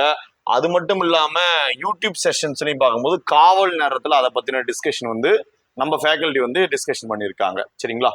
அடுத்து தவறான இணையை கண்டறிக, முதல் வட்ட மேசை மாநாடு அது தவறான இணையா தான் பார்க்கப்படுது, சரிங்களா. அதாவது முதல் வட்ட மேசை மாநாடுன்றது 1930, சரிங்களா, நவம்பர் மாதம் லண்டன்ல 1வது வட்ட மேசை மாநாடு நடந்திருக்கும். மற்றது எல்லாமே சரியானதுதான். சைமன் குழு, புறக்கணிப்பு, பரிகோடா இயக்கம், ஒத்துழையாமை இயக்கம், இதெல்லாம் எங்க சார் கேட்டிருக்காங்க, எங்க இருந்து கேட்டிருக்காங்க அப்படின்னு பார்க்கும்போது 10th புத்தகத்துல பேஜ் நம்பர் 102, 99, 98 இந்த பகுதிகளில் இருந்து ஒவ்வொரு இயக்கத்தில இருந்துமே பொறுத்துகள் இருந்து கொஸ்டின் கேட்டிருக்காங்க, சரிங்களா. அதுக்கடுத்து இதை பத்தின கம்யூனிட்டி போஸ்ட் நம்ம யூடியூப்ல இருந்து அதிகமா கொடுத்துருக்கோம், சரிங்களா. அதுல இருந்து இடம்பெற்றிருக்கின்றத குறிப்பிட்டிருக்கும். போஸ்கோ சட்டம் அதை பத்தி நம்ம பாக்குறோம், சரிங்களா. போஸ்கோ சட்டம் நிறைவேற்றப்பட்ட ஆண்டு 2012, எல்லாருக்கும் தெரிஞ்சதுதான், சரிங்களா. இது புத்தகத்துல சோசியல் சயின்ஸ் புத்தகத்துல சிவிக்ஸ்ல 3rd லெசன்ல பேஜ் நம்பர் 276 இருக்கு. அதுக்கடுத்து பார்க்கும்போது யூடியூப் ஷார்ட்ஸ்லயும் போட்டிருக்காங்க, சரிங்களா. நெக்ஸ்ட் அதை பத்தின டீட்டெயில்ஸ் வந்து நம்ம பார்த்துடலாம். என்ன அப்படின்னு பார்க்கும்போது அதனுடைய முழு பெயர் போஸ்கோ ஆக்ட் அப்படின்னா என்ன, போஸ்கோ அப்படின்னா என்ன அப்படின்னா protection of children from sexual offence, இதுதான் போஸ்கோ அப்படின்னு நம்ம சொல்றோம். சரிங்களா, போஸ்கோன்னு நம்ம சொல்றோம். ஆக்ட் என்ன, பாலியல் குற்றங்கள் இருந்து குழந்தைகளை பாதுகாக்கக்கூடிய சட்டம் தான் 2012 இயற்றப்படுது. நிறைவேற்றப்பட்ட ஆண்டு இந்திய நாடாளுமன்றத்துல 2012ஆம் ஆண்டு வந்து இச்சட்டம் கொண்டு வரப்பட்டது. வயது வரம்பு 18க்குட்பட்ட அனைத்து நபர்களையும் குழந்தைகளாக கருதி அவர்களுக்கு பாதுகாப்பு. 18 வயசுக்குள்ள இருக்கிறாங்கன்னா அவங்க குழந்தைகள், அவங்கள பாலியல் ரீதியாகவோ வேற தவறான உடல் ரீதியாக மன ரீதியாக பயன்படுத்தல் வந்து சட்டப்படி மிகவும் குற்றமானது. அது அதிகபட்ச தண்டனை வந்து வழங்க வேண்டும் என்பதற்காக இயற்றப்பட்டதா இருக்கு. சரி, என்ன சார் அப்படின்னு பார்க்கும்போது இச்சட்டம் குழந்தைகளின் உடல் மனம் ரீதியாக பாதுகாப்புக்கு முன்னுரிமை வந்து அளிக்கப்படும். அது மட்டும் இல்லாம இந்த குழந்தைகள்னு வரையறை அப்படின்னா என்ன, பாலியல் ரீதியாக அத்துமீறக்கூடாது அந்த குழந்தைங்கக்கிட்ட. அதுக்கப்புறம் தவறான தொடுதல், பேட் டச் நம்ம சொல்லுவோம் இல்லையா, அது. அதுக்கப்புறம் ஆபாச படங்களை எடுத்தல், சரிங்களா, குழந்தைகளை வச்சு தேவையில்லாத ஒரு வழிமுறைகள்ல வந்து அவங்கள வந்து செய்ய சொல்றது. அதுக்கப்புறம் பார்க்கும்போது தீவிரமான குற்றங்களா வந்து இதை வந்து வகைப்படுத்தப்படுது. அதோட பாதிக்கப்பட்டவர்களுக்கு பாதுகாப்பு, விசாரணை மற்றும் நீதிமன்ற நடவடிக்கைகளின் போது பாதிக்கப்பட்ட குழந்தையின் அடையாளத்தை வந்து பாதுகாத்துருவாங்க. நியூஸ் பேப்பர்ல போறதா இருக்கட்டும், எதுவா இருந்தாலும் சரி. சரிங்களா, அடுத்து பார்க்கும்பொழுது அவர்களுக்கு தகுந்த மனநல ஆலோசனைகள் வழங்கும் சட்டம் வந்து உறுதி செய்யப்படுது. 18 வயசு கீழே இருக்கக்கூடிய குழந்தைகளை விசாரிக்கணும் அப்படின்னா காவல்துறையில இருக்கக்கூடியவங்களை யூனிஃபார்ம்ல போகக்கூடாது அப்படின்ற ஒரு தனியான ஒரு ரூல் இருக்கு இல்லைங்களா. ஸோ அது போலதான். அடுத்து கண்டிப்பான தண்டனைகள், இச்சட்டத்தின் கீழ் குற்றவாளிகளுக்கு கடுமையான சிறை தண்டனை மற்றும் அபராதங்கள் விதிக்க செய்யக்கூடிய ஒரு வழிவகையை வந்து செய்யும் இந்த போஸ்கோ ஆக்ட். அதுக்கடுத்து நெக்ஸ்ட் என்ன அப்படின்னு பார்க்கும்போது பொறுத்துகளை வறண்ட காலநிலை, வெப்ப காலநிலை, தென்மேற்கு பருவக்காற்று, பருவ மழைக்காலம், வடகிழக்கு பருவகாலம். இது எங்க சார் கேட்டிருக்காங்க அப்படின்னா சோசியல் சயின்ஸ் ஜியாகிரபி 6th லெசன்ல வந்து பேஜ் நம்பர் 221 வந்து கேட்டிருக்காங்க. அது அப்படியே எதுல இருந்து சார் கேட்டிருக்காங்க அப்படின்னு பார்க்கும்போது புக் பேக் கொஸ்டின்ல இருந்து சிலது அப்படியே மலைச்சாரல் மாதிரி எடுத்து 5ல் 4 வந்து பிடிச்சி அப்படியே கேட்டிருக்காங்க. அவ்வளவுதான், சிம்பிளா நம்ம சொல்லலாம். ஃபர்ஸ்ட் இது அப்படியே பிடிச்சி பொறுத்துகள் எழுதலாம், ஆப்ஷன் சின்றது எடுத்து போட்டுடலாம். ஆனா நம்ம ஸ்டூடெண்ட்ஸுக்கு என்ன ஒரு பிரச்சனைனா வறண்ட காலநிலைன்னா என்ன காலநிலை, வெயில் காலமா இல்ல வெயில் காலத்துக்கு முன்ன அப்படி இருக்கிறதா, இல்ல வெப்ப காலநிலைன்னா வறண்ட காலநிலை ரெண்டுமே ஒண்ணா அப்படின்றதா டவுட். அதை பத்தி டிஸ்கஷன் நம்ம பார்த்துடலாம். சரிங்களா, ரோந்து வாகனம் சீரீஸ்ல ஒரு 10th டேல வந்து இது வந்து இடம்பெற்றிருக்கு. நம்ம அகாடமி ஸ்டாஃப் வந்து எக்ஸ்பிளைன் பண்ணியிருக்காங்க. சரிங்களா, ஸோ அதை பத்தி நம்ம பார்த்துடலாம். வறண்ட காலநிலை குளிர்காலம் முடிந்து கோடை காலம் தொடங்க முன் இருக்கக்கூடிய காலத்தை நம்ம என்ன சொல்றோம், வறண்ட காலநிலை. குளிர்காலம் முடிஞ்சிட்டு கோடை காலம் ஸ்டார்ட் பண்றதுக்கு ஒரு என்னப்பா என்ன வெயில் அப்படின்ற மாதிரி நம்ம சொல்றோம் இல்லையா, அதுக்கு முன்னாடி இருக்கக்கூடிய அந்த ஒரு காலத்தை வறண்ட காலநிலை அப்படின்னு நம்ம சொல்றோம். சார் எக்ஸாக்டா எனக்கு மாதம் சொல்லுங்க சார், இந்த கதைலாம் எனக்கு வேண்டாம் அப்படின்னா அதுதான் ஜனவரி முதல் மார்ச் வரை இருக்கக்கூடிய காலங்கள் வந்து வறண்ட காலங்கள் அப்படின்னு நம்ம சொல்றோம். வெப்ப காலநிலைகள் கோடை காலம் அல்லது கத்திரி வெயில் நிலவக்கூடிய காலத்தை தான் வெப்ப காலம் நம்ம சொல்றோம். ஏப்ரல்ல இருந்து மே வரை இருக்கக்கூடிய காலங்கள்.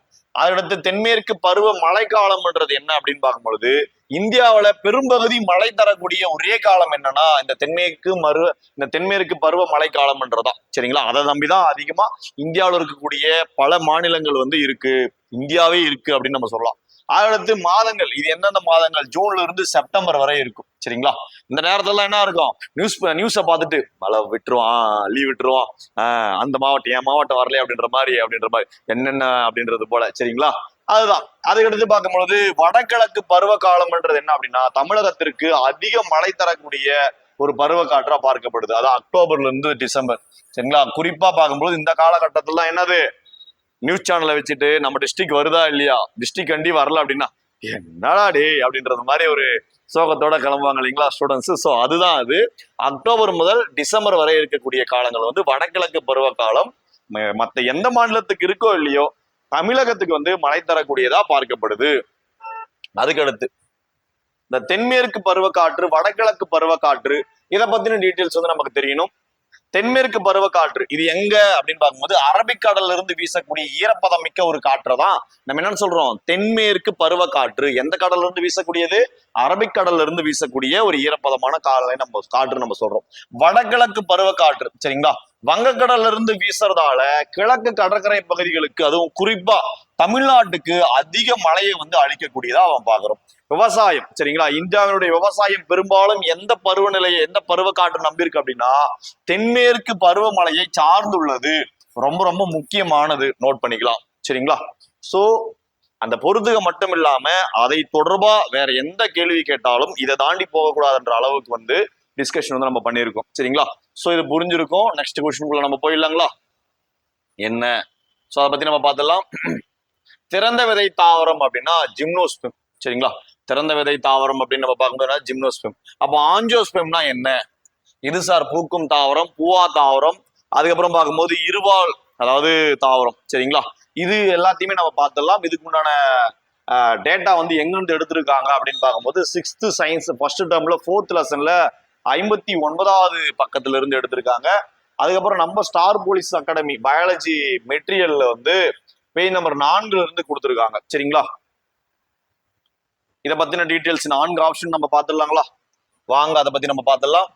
ஆஞ்சியோஸ்பெர்ம் மூடிய விதை தாவரம் நம்ம சொல்றோம். அதாவது விதைகள் வந்து பழங்களுக்குள் பொதிந்து காணப்படும் சரிங்களா. அதான் மூடிய விதை தாவரம் அப்படின்னு நம்ம சொல்றோம் சரிங்களா. அதுக்கடுத்து பிரயோபைட்டான ஆப்ஷன் பில கொடுத்துருக்காங்க இல்லைங்களா. தாவர உலகின் இருவாழ்விகள். இப்ப நம்ம விலங்குல இருவாழ்வியா தவளையை வந்து சொல்றோம், அதே போல சாலமண்டரை வந்து சொல்றோம், சீசிலியனை வந்து சொல்றோம், தேரையை வந்து சொல்றோம் சார். அப்போ ஆம வராது, முதல்ல வராது, அது ஊர்வனல வரும். அதை வகைப்பாட்டில போய் பாருங்க சரிங்களா. சோ அது போல தாவரங்களுடைய இருவாழ்வி அப்படின்னு நம்ம சொன்னா பிரயோபைட்டான்ற ஒரு விஷயத்த வந்து சொல்றோம். இதுக்கு என்ன சார் அப்படின்னா உண்மையான வேறு அதுக்கப்புறம் தண்டு கடத்தும் திசுக்கள்ன்றது கிடையாது சரிங்களா. அதுக்கடுத்து ஜிம்னோஸ்பெர்ம் அப்படின்றது திறந்த விதை தாவரங்கள் நம்ம சொல்றோம். இவற்றினுடைய சூழ்கள் சூலகத்தால் சூழப்பட்டு இருக்காது, விதைகள் வெளியில் தெரியும், அதனாலதான் இது வந்து திறந்த விதை அப்படின்னு நம்ம சொல்றோம். ஜிம்னோஸ்பெர்ம் பூவா தாவரம்னு நம்ம சொல்லுவோம். அதுக்கடுத்து டெரிடோபைட்டான்றது வாஸ்குலர் திசு, அதுக்கப்புறம் இந்த வாஸ்குலர் திசு கொண்ட பூவாத தாவரங்கள் ஆகும் சரிங்களா. வித்துக்கள் ஸ்போர்ஸ் வந்து இந்த வித்துக்கள் மூலமா தான் இதனுடைய இனங்களை வந்து பெருக்கக்கூடிய ஒரு தன்மை கொண்டது சரிங்களா. 4 ஆப்ஷன் நம்ம பார்த்தாச்சு, நோட் பண்ணி வச்சுக்கோங்க. நெக்ஸ்ட் இது நான் எங்க இருக்கு சார் அப்படின்னு பார்க்கும்போது பயாலஜி டெஸ்ட் கொஸ்டின் பேப்பர் இருக்கு இல்லையா. இந்த டெஸ்ட் கொஸ்டின் பேப்பர்ல இருந்து இந்த நம்ம கொடுத்த கொஸ்டின் வந்து அப்படியே டெஸ்ட் கொஸ்டின் பேப்பர்ல இருக்கு. இதெல்லாம் ஏன் வைக்கிறோம் அப்படின்னு பார்க்கும்போது எந்த மெட்டீரியலு கொடுக்குற டெஸ்ட் யூடியூப் சேனல்ஸ் இதை முறையா ஃபாலோ பண்ணி கொடுக்குற கைடன்ஸை சரியா நம்ம ஃபாலோ பண்ணாலே அந்த அதுல இடம்பெறக்கூடிய கொஸ்டின்ஸ் வந்து ஆல்ரெடி இங்க பழக்கப்பட்டது தான். டெஸ்ட்லயோ இல்லை நாங்க நடத்தினதோ யூடியூப் சேனல்லையோ இதெல்லாம் கம்பல்சரி இருக்கக்கூடியதுதான் அப்படின்றத வந்து தெரிவதற்காக தான் இதை கொடுக்குறோம் சரிங்களா. அதுக்கடுத்து எந்த பிரிவின் கீழ் வழக்குகளில் கைது செய்து தடுப்பு காவலில் வைத்திருப்பதற்கு எதிரான பாதுகாப்பு உரிமை அறிவிக்க முடியும் அப்படின்னா பிரிவு 22 சரிங்களா. இதுல என்னென்ன பிரிவு கொடுத்துருக்கான்? 14 கொடுத்துருக்கான், 22 கொடுத்துருக்கான், அதே போல 23, 25 வந்து கொடுத்துருக்கான் சரிங்களா. இப்ப 19 அப்படின்றதெல்லாம் பேச்சுரிமை கருத்து தெரிவிக்கக்கூடிய உரிமை எல்லாம் இருக்கு இல்லைங்களா. சோ இது வந்து புத்தகத்துல 256 இருக்கு 10th புத்தகத்தும் சிவிக்ஸ் ஃபர்ஸ்ட் லெசன்ல. அது மட்டும் இல்லாம நம்மளுடைய மெட்டீரியல் வந்து கொடுத்துருக்காங்க சரிங்களா. இது இல்லாம இந்த 4 ஆப்ஷன் நம்ம பார்த்துலாம். என்னென்ன 14னா என்ன, 22னா என்ன, 23னா என்ன, 25னா என்ன, டீட்டெயிலா பார்த்துடலாம். ஃபர்ஸ்ட் இந்திய அரசியலமைப்பு சட்டத்துல இப்பிரிவு ஒரு நபர் கைது செய்யப்படும் பொழுது ஒருத்தன் கைது செய்யறாங்க அப்படின்னா அந்த கைது செய்யறவங்களுக்கு உண்டான அடிப்படை உரிமைகள் எடுத்த உடனே போயிட்டு பண்ணிட முடியாது இல்லையா. அப்ப அடிப்படை உரிமைகளை உறுதி செய்யுது. அதுல கைதுக்கான காரணத்தை வந்து அறிதல் அவனுடைய அடிப்படை. ஏன் கைதுக்கு உண்டான காரணத்தை அறிஞ்சுக்கலாம், வழக்கறிஞரை அணுகலாம், 24 மணி நேரத்திற்குள்ள நீதிமன்றத்தின் மூலம் ஆஜர்படுத்த இது எல்லாமே அடங்கும். ஏன்னா கைது பண்ணி எடுத்துன்னு போயிட்டு வேற எதுனா அசம்பாவிதம் நடந்துடக்கூடாது இல்லைங்களா. சோ அதனால அதடுத்து சட்டப்பிரிவு சரிங்களா. பிரிவு வந்து 14 சட்டத்தின் முன் அனைவரும் சமம், அனைவருக்கும் சட்டத்தின்படி சமமான பாதுகாப்பு என்பதை வந்து உறுதி செய்து. சட்டப்பிரிவு 23 கட்டாய வேலை சரிங்களா, அடிமை முறை மற்றும் மனித வியாபாரத்தை வந்து தடுக்கக்கூடிய சரிங்களா தடுத்தல், இது எல்லாத்தையுமே வலியுறுத்துது. அதுக்கடுத்து 25வது எந்த ஒரு மதத்தையும் சுதந்திரமாக பின்பற்றலாம், அதை பரப்பலாம் அப்படின்ற குடிமக்களுக்கு இருக்கக்கூடிய உரிமையை பற்றி சொல்லக்கூடியது சரிங்களா. 4 ஆப்ஷனையுமே வந்து கொடுத்துருக்கோம். இது தெளிவா எக்ஸ்பிளனேஷனோட இதை நோட் பண்ணி வச்சுக்கோங்க சரிங்களா. இன்கேஸ் அது இல்லாம வேற எதனா கொஸ்டின் கேட்டா நம்ம தெளிவா நோட் பண்ணிக்கிறதுக்காக அதை ரீகால் ஆகிறதுக்காகவும் கொடுக்குறோம். அதுக்கடுத்து பார்க்கலாம், தவறான இணையை தேர்வு செய்க அப்படின்னு கொடுக்குறோம். சரிங்களா? இந்த தவறான இணை அப்படின்னு பார்க்கும்போது தமனி வழங்கும் குழாய். ஆமா, ஆர்டரி வந்து என்னது, வழங்கக்கூடிய குழாயா நம்ம பார்க்கிறோம். சரிங்களா? ரத்த சிவப்பணுக்கள் எரித்ரோசைட், ரெட் பிளட் செல் வந்து எரித்ரோசைட்னு சொல்றோம். சிறை பெருங்குழாய், வெயின்ஸ் வந்து எல்லாமே பெருங்குழாய் நம்ம சொல்றோம். சரிங்களா? அதுக்கடுத்து ரத்த தட்டுக்கள் லியூகோசைட் வராது. லியூகோசைட்ன்றது வெள்ளை அணுக்கள். சரிங்களா? அப்ப ரத்த தட்டுக்கள்ன்றது என்ன வந்துடும், திராம்போசைட்னு வரும். அப்ப தவறான இணை அதுதான். நம்ம ஸ்டார் போலீஸ் அகாடமில சரிங்களா இது வந்து நடத்தப்பட்டிருக்கு. யூடியூப் சேனல்லையும் கிளாஸ் ஒர்க்லயும் வந்து நடத்தப்பட்டிருக்கு. சரிங்களா? அதுக்கடுத்து தவறான இணையை கண்டறிக அப்படின்ற ஒரு கான்செப்ட் வந்து இருக்கு. சரக்கு மற்றும் சேவை வரி அப்படின்றது அறிமுகப்படுத்தப்பட்டது. அப்படி அந்த டேட் கொடுத்துருக்காங்க, அது கரெக்டு. சேவை வரின்றது நேர்முக வரின்னு கொடுத்துருக்காங்க, அது வந்து தவறானது. ஆடம் ஸ்மித் வரி விதிப்பு கொள்கை சரியானது. விற்பனை வரி பொருள்கள் மீது விதிக்கப்படும் வரி. இதுல எங்கெல்லாம் சார் கேட்டிருக்காங்க அப்படின்னா, நம்ம அகாடமி எக்கனாமிக்ஸ் புக்ல பே நம்பர் 4ல வந்து கொடுத்துருக்காங்க. அதே போல சோசியல் சயின்ஸ் புத்தகம் சரிங்களா 4th லெசன் எக்கனாமிக்ஸ்ல 341 வந்து இடம்பெற்றிருக்கு. சரிங்களா? இதுல என்ன ஒரு டவுட்னா, சார் நேர்முக வரி மறைமுக வரி அதை எனக்கு கொஞ்சம் தெளிவா கொடுத்துட்டீங்கன்னா இந்த கன்ஃபியூஷன் எனக்கு வரா சார் அப்படின்ற ஸ்டூடெண்ட்ஸ் இருக்கும். அதை தெளிவுபடுத்தி கொடுத்துட்டு இருக்கோம் பாருங்க. சரிங்களா? என்னது அப்படின்னு பார்க்கும்போது சரக்கு மற்றும் சேவை வரி சரிங்களா 1/7/2017 அன்று இந்தியாவில் அமல்படுத்தப்பட்டது. அதுக்கப்புறம் நேர்முக வரி சரிங்களா, 2வது ஆப்ஷனா நேர்முக வரி சேவை வரின்னு கொடுத்துருக்காங்க. சரிங்களா? சேவை வரின்றது மறைமுகமான வரி. சரிங்களா? வருமான வரி நேர்முக வரிக்கு சரியான உதாரணம் அப்படின்னு கொடுக்கும். அதுக்கப்புறம் பார்க்கும்போது செகண்ட் ஆப்ஷன் நேர்முக வரி சரிங்களா சேவை வரின்னு கொடுத்துருக்காங்க. அது வந்து சேவை வரி மறைமுகமான வரி, வருமான வரி தான் நேர்முகமான வரிக்கு வந்து ஒரு உதாரணமா பார்க்கப்படுது. ஸோ தவறான இணை வந்து அதுதான். அடுத்து ஆடம் ஸ்மித் வரி விதிப்புக்கான முக்கிய கொள்கை சரிங்களா, அதாவது கான்ஸ் ஆஃப் டாக்ஸேஷனை வந்து வகுத்தவர் இவர் தான். அதுக்கப்புறம் விற்பனை வரி நுகர்வோர் வாங்கும் பொருட்கள் மீது சரிங்களா இந்த வரி வந்து விதிக்கப்படும். ஃபர்ஸ்ட் நேர்முக வரி மறைமுக வரினா என்ன அப்படின்னு பார்க்கும்போது, நேர்முகம் வருமான வரி ஒரு வகையான நேர்முக வரி, நிறுவன வரி ஒரு வகையான நேர்முக வரி, தொழில் வரி நேர்முக வரி, அன்பளிப்பு வரி, சொத்து வரி, இது எல்லாமே என்னது நேர்முக வரி. மறைமுக வரின்றது என்னது, மதிப்பு கூட்டு வரி, அதுக்கப்புறம் கலால் வரி, சுங்க வரி, சேவை வரி, விற்பனை வரி, இது எல்லாமே மதிப்பு கூட்டு வரிகள், அதாவது மறைமுக வரின்னு நம்ம சொல்றோம். சரிங்களா? அப்ப இந்த இடத்துல என்ன இருக்கு கொஸ்டின்ஸ்ல, சேவை வரி நேர்முக வரியான்னு கொடுக்குறாங்க. அப்ப இதுல பாருங்க சேவை வரி சரிங்களா, சேவை வரி என்னது மறைமுக வரி, ஆனா என்ன கொடுத்துருக்காங்க நேர்முக வரின்னு கொடுத்துருக்காங்க. அதனாலதான் அது வந்து என்னது தவறான இணை அப்படின்னு பார்க்கப்படுது. புரிஞ்சிருக்கும். நெக்ஸ்ட் கொஸ்டின் குள்ள நம்ம போயிடலாம். என்ன சரிங்களா, அதாவது பாலைவனங்களே இல்லாத கண்டம் ஐரோப்பா கண்டம். சரிங்களா? ஸோ இது வந்து நம்ம ஜியாகிரபி புக்ல 6th புத்தகத்துல பேசிக்கா கொடுக்கப்படுகின்ற, அதுல இருந்து 3rd டேர்ம் ஃபர்ஸ்ட் கிளாஸ்ல இருந்து கொடுக்கப்பட்டிருக்கு. சரிங்களா? அதுக்கடுத்து பொறுத்துக சரிங்களா, பொறுத்துக பார்த்தலாம். முதல் மகளிர் பல்கலைக்கழகம், முதல் பெண் மத்திய அமைச்சர், மக்களவையில் பதவி வகித்த முதல் பெண் சபாநாயகர், எவரெஸ்ட் சிகரத்தை அடைந்த முதல் பெண். அதாவது ரிப்பீட்டடா கிளாஸ் நடத்தும் போது நம்ம சொல்லுவோம், யூடியூப் சேனல்லையும் சொல்லியிருக்கேன், பெண்களை பற்றிய பெண்கள் பற்றின சாதனைகள் இருந்து கேள்விகள் இடம்பெறுவது என்று வழக்கமான ஒரு விஷயங்கள் தான். சரிங்களா? அப்போ அதுல இருந்து தான் கொஸ்டின்ஸ் வந்து கேட்டிருக்காங்க. இது வந்து நம்ம ஸ்டார் போலீஸ் அகாடமி சிவிக்ஸ் புத்தகத்துல பேஜ் நம்பர் 51 to 52 கொடுக்கப்பட்டிருக்கு. அது மட்டும் இல்லாம புக்ல 7th சோசியல் சயின்ஸ்ல 3rd டேர்ம்ல ஃபர்ஸ்ட் லெசன்லயே பேஜ் நம்பர் 226 வந்து கொடுக்கப்பட்டிருக்கு. சரிங்களா?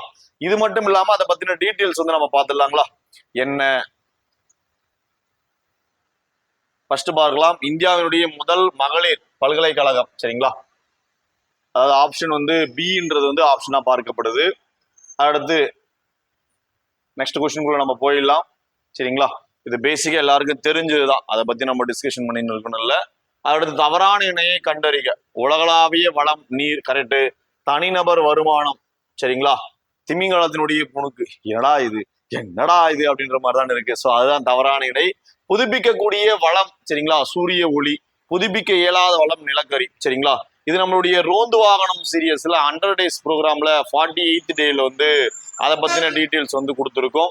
அதுக்கப்புறம் புத்தகத்துல பார்க்கும்போது 7th சோசியல் சயின்ஸ்ல ஃபர்ஸ்ட் டேர்ம் சரிங்களா, பேஜ் நம்பர் 161 கொடுத்துருக்கோம்.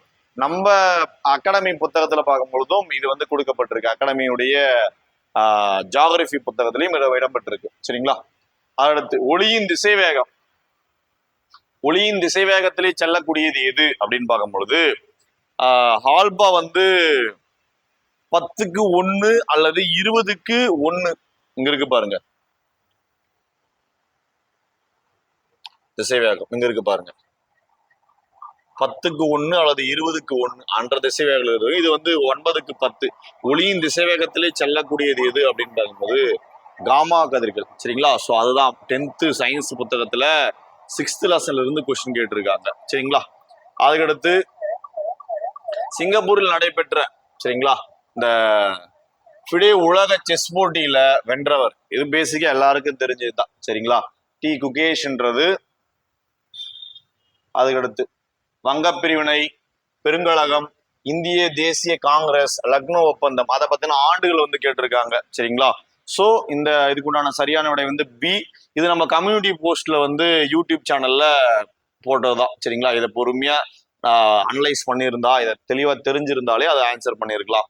அதுக்கடுத்து வேற எங்கிருந்து சார் இதெல்லாம் கேட்டிருக்காங்க அப்படின்னு பார்க்கும்போது 10th சோசியல் சயின்ஸ் புத்தகத்துல 7வது சரிங்களா லெசன்ல பேஜ் நம்பர் 89லையும் page number 88 10th social science 7th லெசன்ல வந்து கேட்டிருக்காங்க. அதே 10th சோசியல் சயின்ஸ் 7th புத்தகத்துல புக் பேக்ல 92வது பக்கத்துல வந்து கொடுத்துருக்காங்க. அதே போல 8th சோசியல் சயின்ஸ்ல 4th லெசன்ல பேஜ் நம்பர் 46ல கேட்டிருக்காங்க. 10th social science book 7th லெசன்ல 91வது பக்கத்துல லக்னோ ஒப்பந்தம் 1916, இந்திய தேசிய காங்கிரஸ் நிறுவப்படுதல் சரிங்களா 1870 இருந்து 1885 வரை, பெரும் புரட்சி 1857 சரிங்களா. ஸோ இதெல்லாமே கேட்கப்பட்டதான் இருக்கு சரிங்களா. இந்த வங்காளம் அதிகாரப்பூர்வமாக பிரிவினை அடைந்த நாள் அப்படின்ற துக்க நாளாக அறிவிக்கப்பட்டது 1905. ஸோ இது எல்லாம் தான் ஆண்டா பிடிச்சி இந்த இடத்துல கேட்டிருக்காங்க சரிங்களா. அடுத்து இந்த மீத்தேன் மூலக்கூறினுடைய கார்பன் அணு இணைதிறன் என்ன அப்படின்றத கேட்டிருக்காங்க சரிங்களா. 4. இது வந்து 9th ஸ்கூல் டெக்ஸ்ட் புக்ல சயின்ஸ் பாடத்துல 15வது லெசன்ல வந்து பேஜ் நம்பர் 176 வந்து கேட்டிருக்காங்க. இந்த மீத்தேன் அப்படின்னு பார்க்கும் பொழுது இருக்கு இல்லைங்களா, ஒற்றை பிணைப்பு சரிங்களா, CH4 நம்ம சொல்றோம் இல்லையா. அப்ப மீத்தேனுடைய மூலக்கூறு வாய்ப்பாடு CH4 நம்ம சொல்றோம் சரிங்களா. கார்பனுடைய அந்த அணு 6 சரிங்களா. ஃபுல் அண்ட் ஃபுல்லா எலக்ட்ரான் அமைப்பு 1s2 2s2 2p2 அப்படின்ற மாதிரி நம்ம +1 +2 9th நம்ம படிச்சிருப்போம் இல்லையா. ஸோ அப்போ வெளிக்கூடிய எலக்ட்ரான்களை பார்க்கும்போது 4 எலக்ட்ரான்கள் இருக்கு. அந்த 4 எலக்ட்ரான்கள் தான் என்னது, இணைதிறன் எலக்ட்ரான்கள், பகிர்ந்து கொள்ளக்கூடிய அந்த திறன். அப்ப என்னது, 4 எலக்ட்ரான்களை பகிர்ந்து கொள்ளக்கூடிய திறன் தான் அதனுடைய இணைதிறன் அப்படின்னு நம்ம சொல்றோம். ஸோ அதுக்குண்டான சரியான விடை என்ன அப்படின்னு பார்க்கும்போது 4 என்பது சரியான விடை. நெக்ஸ்ட் 2 விதமான கொஸ்டின் வந்து கேட்டிருக்காங்க. நாணயங்கள் சிலைகள் உருவாக்கும் விண்கலம் என்ற காப்பர் கலவையில் இரும்பு உள்ளதா, இரும்பு உள்ளதுன்னு கொடுத்துருக்காங்க சரிங்களா. அப்போ இரும்பு காப்பர் கலவையில எங்கப்பா இரும்பு இருக்கு, இல்ல, அப்போ அதுவும் தப்பு. அறிவியல் உபகரணங்கள் உருவாக்கும் சரிங்களா இந்த மெக்னீசியம் மற்றும் அலுமினிய கலவையில இரும்பு உள்ளதா அப்படின்னு கேட்டிருக்காங்க. அதுல எங்க இரும்பு உள்ளதுன்னு கொடுத்துருக்காங்க, அதுலயும் இரும்பு கிடையாது சரிங்களா. இது ஷார்ட்கட் வீடியோவில் சரிங்களா நம்ம ஃபேக்கல்டி வந்து நடத்திருக்கோம் சரிங்களா யூடியூப் கிளாஸ்ல. ஸோ விண்கலம்ன்றது என்ன அப்படின்னா டின்னு காப்பர் இது ரெண்டும் கலந்த உலோகங்கள் கலந்ததுதான் உலோக கலவையா பார்க்கப்படுமா ஒழியோ இரும்பு இருக்காது. கூற்று 1 தப்பு. சரி, அதுக்கப்புறம் பார்க்கும்போது இந்த மெக்னாலியம் அப்படின்னு நம்ம சொல்றோம் இல்லையா, அதுல எதெல்லாம் கலந்துருக்கும் அப்படின்னா அலுமினியம் கலந்துருக்கும், மெக்னீசியம் வந்து கலந்துருக்கும். அது ரெண்டும் சேர்ந்த உலோக கலவை மெட்டலாய்டு தான், அதுலயும் இரும்பு இருக்காது. சரி, எதுக்கு சார் இந்த இதெல்லாம் பயன்படுது அப்படின்னு பார்க்கும்போது வெண்கலம் சிலை மற்றும் நாணயங்கள் செய்யறதுக்காக பயன்படுது சரிங்களா. விண்கலம் சிலைகள் மற்றும் நாணயங்கள் செய்யறதுக்காக பயன்படுது. அதுக்கப்புறம் பார்க்கும்போது இந்த மெக்னாலியம்ன்றது அறிவியல் உபகரணங்கள் மற்றும் விமான பாகங்கள் தயாரிக்கிறதுக்கு அதிக அளவுல பயன்படுது. நெக்ஸ்ட் இது எங்க இருந்து சார் கேக்குறாங்க அப்படின்னு பார்க்கும்போது 10th சயின்ஸ் புத்தகத்துல 8th லெசன்ல 116 வந்து கேட்டிருக்காங்க சரிங்களா. அதுக்கடுத்து 1863 சரிங்களா ஐசிஎஸ் தேர்வில் தேர்ச்சி பெற்ற முதல் இந்தியர் யார் அப்படின்னு பார்க்கும்போது சரிங்களா, அதுல இருந்து கொஸ்டின் கேட்டிருக்கு சரிங்களா. இந்த சத்யேந்திரநாத் தாகூர். ஸோ இது வந்து box question, 8th history second லெசன்ல இருந்து கொஸ்டின் கேட்டிருக்காங்க சரிங்களா. ஸோ அதை பத்தின டீட்டெயில்ஸ் நம்ம பார்த்துடலாம். அவர் 4 ஆப்ஷன் கொடுத்துருக்காங்க இல்லைங்களா, தயானந்த சரஸ்வதி, ரவீந்திரநாத் தாகூர், சுவாமி விவேகானந்தரும் சேர்த்து நம்ம பார்த்துடலாம். இந்த ரவீந்திரநாத் தாகூர் என்றவர் யார் அப்படின்னு பார்க்கும்போது இந்தியாவில் மிகச்சிறந்த கவிஞர் மற்றும் தத்துவ ஞானியா பார்க்கப்படுறாரு. 1913 கீதாஞ்சலி படைப்பிற்காக இலக்கியத்திற்கான நோபல் பரிசு பெற்ற இந்தியர், அதுவும் முதல் இந்தியர் அப்படின்ற ஒரு பெருமை வந்து இவரையே சாரும் சரிங்களா.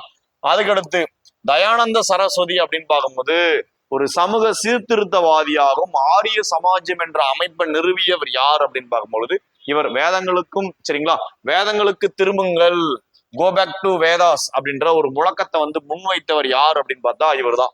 அதுக்கப்புறம் பார்க்கும்போது இந்த சத்யேந்திரநாத் தாகூர் என்ற ஒரு 1863 லண்டனில் நடைபெற்ற ஐசிஎஸ் தேர்வுல தேர்ச்சி பெற்ற முதல் இந்தியர் அப்படின்ற ஒரு சிறப்பு வந்து இவரை தான் நம்ம சொல்லுவோம் சரிங்களா. தாகூரினுடைய மூத்த சகோதரர் என்பது குறிப்பிடத்தக்கது சரிங்களா. அடுத்து சுவாமி விவேகானந்தர் சரிங்களா, இவர் ராமகிருஷ்ண பரமஹன்சரனுடைய முதன்மையான சீடர் மற்றும் ராமகிருஷ்ண சரிங்களா மிஷன் அமைப்பை வந்து தோற்றுவித்தவர். 1893 சரிங்களா சிகாகோவில் நடைபெற்ற உலக சமய மாநாட்டுல சரிங்களா ஆற்றிய உரைக்காக உலக புகழ் பெற்றவர் யாருன்னு பார்க்கும்போது சுவாமி விவேகானந்தர் சரிங்களா. அதற்கு இந்த 4 ஆப்ஷன் நம்ம பார்த்தாச்சு, நோட் பண்ணி வச்சுங்க, ரொம்ப ரொம்ப முக்கியமானது.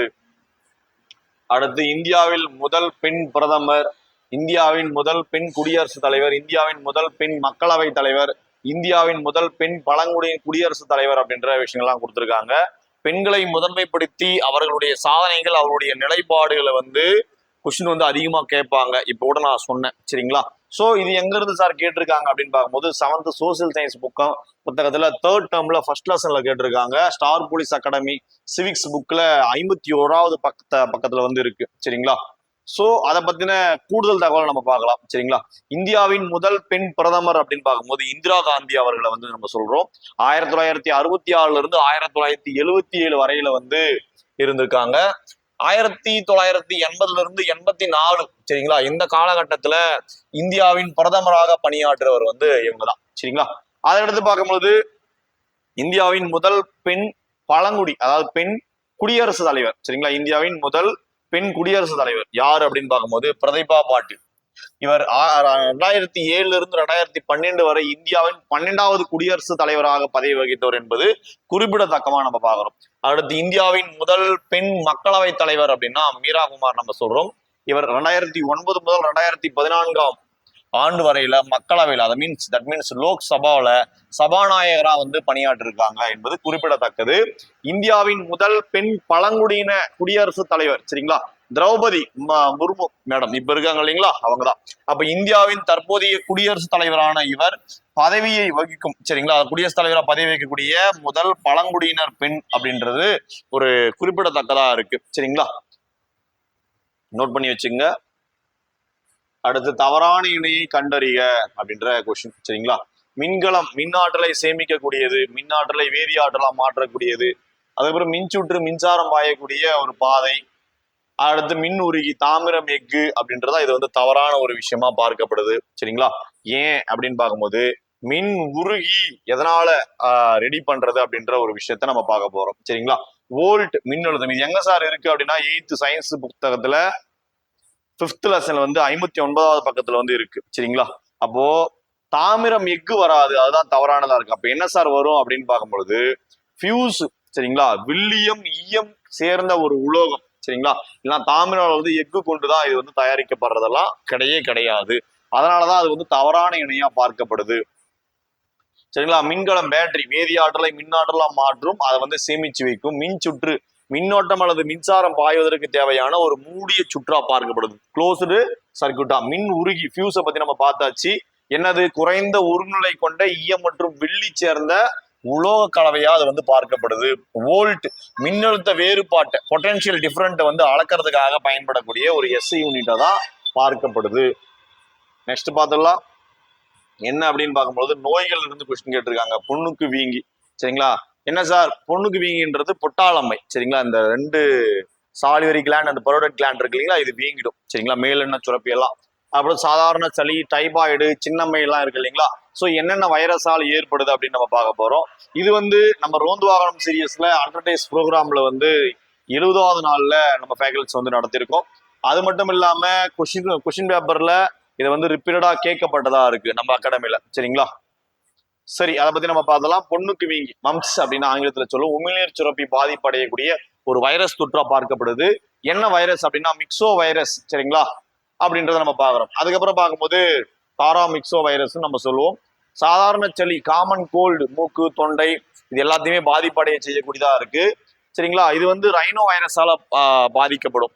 அதுக்கடுத்து டைபாய்டு, சரிங்களா? அசுத்தமான உணவு நீர் மூலமா பரவக்கூடிய ஒரு வகையான நோய். சால்மோனெல்லா டைஃபி என்ற காரணியால தான், அந்த ஃபேக்டரால தான் இது வந்து நமக்கு ஏற்படுது. சின்னம்மை, சரிங்களா? சிக்கன் பாக்ஸ், உடல் முழுவதும் அரிப்பு, கொப்பளங்கள் இது மாதிரியாக ஏற்படுத்தக்கூடிய ஒரு உபாதைகளை கொண்ட நோயை தான் பார்க்கப்படுது.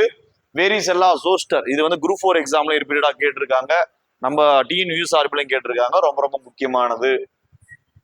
இது எங்கெல்லாம் சார் கேட்கறாங்க? நம்ம ஸ்டார் போலீஸ் அகாடமி பயாலஜி புத்தகத்திலையும் இருக்கு.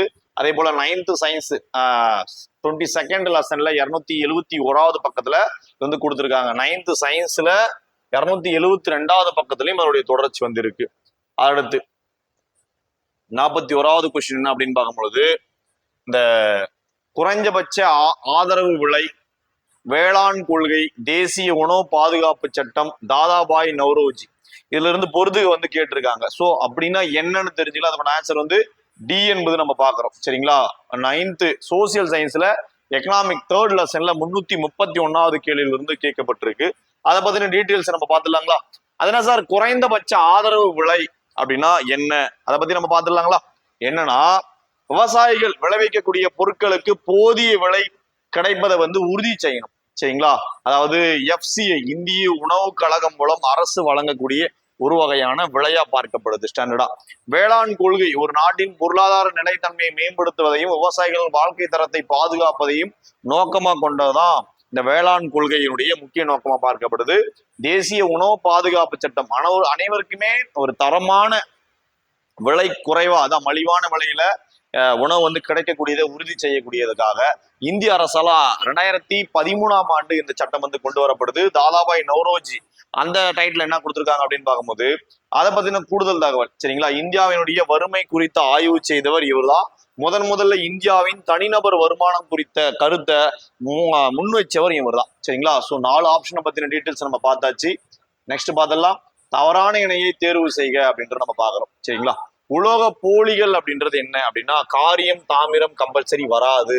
ஸோ இதான் தவறான இணை. உலோக போலிகள் ஷார்ட்கட் வீடியோல வந்து நம்ம ஃபேக்கல்டி வந்து நடந்திருக்கோம். ஸோ அதை பத்தின 4 ஆப்ஷன் நம்ம பார்த்துடலாம், சரிங்களா? உலோக போலிகள், அதாவது இதுவரையில் கண்டறியப்பட்ட தனிமங்கள் எத்தனை, இதை பத்தி எல்லாம் கொடுத்துருக்காங்க. இதுவரையில கண்டுபிடிக்கப்பட்ட தனிமங்கள் அப்படின்னா 118 தனிமங்கள் வந்து இருக்கு தனிம வரிசை அட்டவணையின் அடிப்படையில. திரவ நிலையில் உள்ள உலோகம் அப்படின்னு எடுத்துக்கினா, சரிங்களா, அது பாதரசம், சரிங்களா, இது மாதிரி நிறைய இருக்கு. 5 விதமான இருக்கு, சரிங்களா? பிரான்சியம், ரூபீனியம், சரிங்களா, கேலியம், இது மாதிரி நம்ம சொல்லிட்டே போலாம். அடுத்து அலோகங்கள் பார்க்கும்போது சல்பர், பாஸ்பரஸ் கொடுத்துருக்காங்க, சரிங்களா? அப்போ அலோகங்கள் பளபளப்பற்ற மின்சாரத்தை கடத்தாத தன்மையுடையவை சல்பர், அதாவது கந்தகம் நம்ம தமிழ்ல சொல்லுவோம், பாஸ்பரஸ், சரிங்களா, அலோகங்களுக்கு சிறந்த உதாரணமா பார்க்கப்படுது. உலோக போலிகள், சரிங்களா, லெட்டு, தாமிரம் எல்லாம் கொடுத்துருக்காங்க இல்லைங்களா, அது உலோக போலிகள் கிடையாது, அது ஒரு வகையான உலோகம், அதனாலதான் தவறான ஒரு விடையா பார்க்கப்படுது. போரான், சிலிக்கான், இது எல்லாமே என்ன, அது அலோகங்களுடைய பண்புகளை பெற்றிருக்கக்கூடிய தனிமங்களாகவும் உலோக போலிகளாகவும் இருக்கு. அப்ப உலோக போலினா என்ன சார் அப்படின்னா உலோகத்தின் பண்பையும் அலோகத்தின் பண்பையும் ரெண்டும் ஒரு சேர பெற்றிருக்கக்கூடியதுதான், சரிங்களா, உலோக போலிகள் நம்ம சொல்றோம். அதுக்கு எக்ஸாம்பிள் தானே அது போரான், சிலிக்கான், இது எல்லாத்தையுமே நம்ம சொல்லலாம், சரிங்களா? அடுத்து 2 விதமான வாக்கியத்தை பத்தி நம்ம பார்த்துடலாம். இந்த சி, சரிங்களா, எலக்ட்ரானிக்ஸ் மற்றும் எலக்ட்ரானிக் பொருட்களின் பாதுகாப்பை உறுதி செய்கிறது அப்படின்னு சொல்லி கொடுத்துருக்காங்க. ஆமா. அடுத்து ஐஎஸ்ஓ, தங்கம், வெள்ளி, ஆவணம், பரிசுத்த தன்மை அப்படின்னா அது வராது. எப்படி, பிஎஸ் தான் வரும், சரிங்களா, ஐஎஸ்ஓ வராது. அப்போ கூற்று 1 மட்டும் சரியானது வாக்கியம், சரிங்களா? இது ரோந்து வாகனம் சீரியஸ்ல 86வது கொஸ்டின்ஸ்ல வந்து இடம்பெற்றிருக்கு. சரிங்களா? எலக்ட்ரானிக் மற்றும் எலக்ட்ரானிக் பொருட்களுடைய பாதுகாப்பு தரத்தை உறுதி செய்யக்கூடிய ஐரோப்பிய தர சான்றிதழ் தான் என்னது, இந்த சிஇ நம்ம சொல்றோம். ISOன்றது பல்வேறு நிறுவனங்களுடைய மேலாண்மை மற்றும் தயாரிப்பினுடைய தரத்தை உறுதி செய்து, ஆனா தங்கம் வெள்ளி ஆவணத்தெல்லாம் இது வந்து செய்யாது. சரிங்களா? BIS தான். சரிங்களா? அதுக்கடுத்து இந்த பூமத்திய ரேகையை பத்தி நம்ம பாக்குறோம். பூமத்திய ரேகை பூமிக்கு மிக அருகில் அமைந்துள்ள இந்திய பெருநகரம் எது? சென்னை. சரிங்களா? இது ரோந்து வாகனம் சீரியஸ்ல பூமத்திய ரேகைனா என்ன, கடக ரேகைனா என்ன, கிரீன்விச் தீர்க்க கோடுனா என்னன்ற டீட்டெயில்ஸ் வந்து கொடுத்துருக்கும் ரோந்து வாகனம் சீரியஸ் 67ல நம்ம யூடியூப் சேனல்ல. அடுத்து இந்திய தேர்தல் ஆணையினுடைய தலைமையிடம் எது அப்படின்னு பார்க்கும்போது புதுடெல்லி. சரிங்களா? அதாவது 7வது சோசியல் சயின்ஸ் சிவிக்ஸ்ல ஃபர்ஸ்ட் லெசன்ல வந்து இது வந்து கொடுக்கப்பட்டிருக்கு. ரோந்து வாகனம் சீரியஸ் 100 டேஸ் ப்ரோக்ராம்ல 32nd டேலையும் இது கொடுக்கப்பட்டிருக்கு. சரிங்களா? அப்ப இந்திய தேர்தல் ஆணையம் அப்படின்றது என்ன? Election commission. சரிங்களா? ஒரு தன்னாட்சி பெற்ற அரசியலமைப்பு அமைப்பா பார்க்கப்படுது. தலைமையகம் புதுடெல்லியில் இருக்கிற எந்த கட்டிடத்துல அப்படின்னு பார்க்கும்போது, அதாவது நிர்வாசன் சதன் அப்படின்ற கட்டிடத்துல வந்து அந்த பில்டிங்ல வந்து இடம்பெற்றிருக்கிறது குறிப்பிடத்தக்கது. சரி, இந்த 4 ஆப்ஷன் கொடுக்குறாங்க இல்லைங்களா? 4 ஆப்ஷனு சென்னை, மும்பை, கொல்கத்தா, புதுடெல்லி. இதை பத்தின டீட்டெயில்ஸ் எல்லாம் நம்ம பார்த்துடலாம். என்னெல்லாம் இருக்கு அப்படின்னு பார்க்கும்போது, தமிழ்நாட்டின் தலைநகரம் அப்படின்னு நம்ம சொல்லலாம் சென்னையை. மாநில தேர்தல் ஆணையத்தினுடைய கிளை அலுவலகங்கள் இங்க வந்து அதிகமா காணப்படுது. இந்திய தேர்தல் ஆணையத்தினுடைய தலைமையகம் வந்து அங்க கிடையாது. ஆனா மும்பை இந்தியாவினுடைய நிதி தலைநகரம், பினான்சியல் கேபிட்டல் அப்படின்ற ஒரு தனித்துவமான பெயர் வந்து அதுக்கு இருக்கு. ரிசர்வ் வங்கி RBI வந்து இருக்கு இல்லைங்களா? ரிசர்வ் பேங்க் ஆஃப் இந்தியா, முக்கிய நிதி நிறுவனங்களுடைய தலைமையகம் வந்து அங்க அமைஞ்சிருக்கு. அதுக்கப்புறம் பார்க்கும்போது கல்கத்தா. சரிங்களா?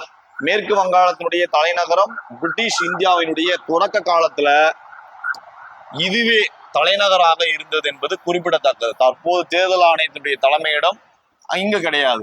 அப்ப புதுடெல்லி. சரிங்களா? இந்தியாவினுடைய தலைநகரம் நம்ம சொல்றோம், இந்திய தேர்தல் ஆணையத்தினுடைய தலைமையிடம். சரிங்களா? நிர்வாசன் சதன் அப்படின்ற பில்டிங்ல அமைஞ்சிருக்கிறது குறிப்பிடத்தக்கது. 4 ஆப்ஷன் நம்ம பார்த்தாச்சு.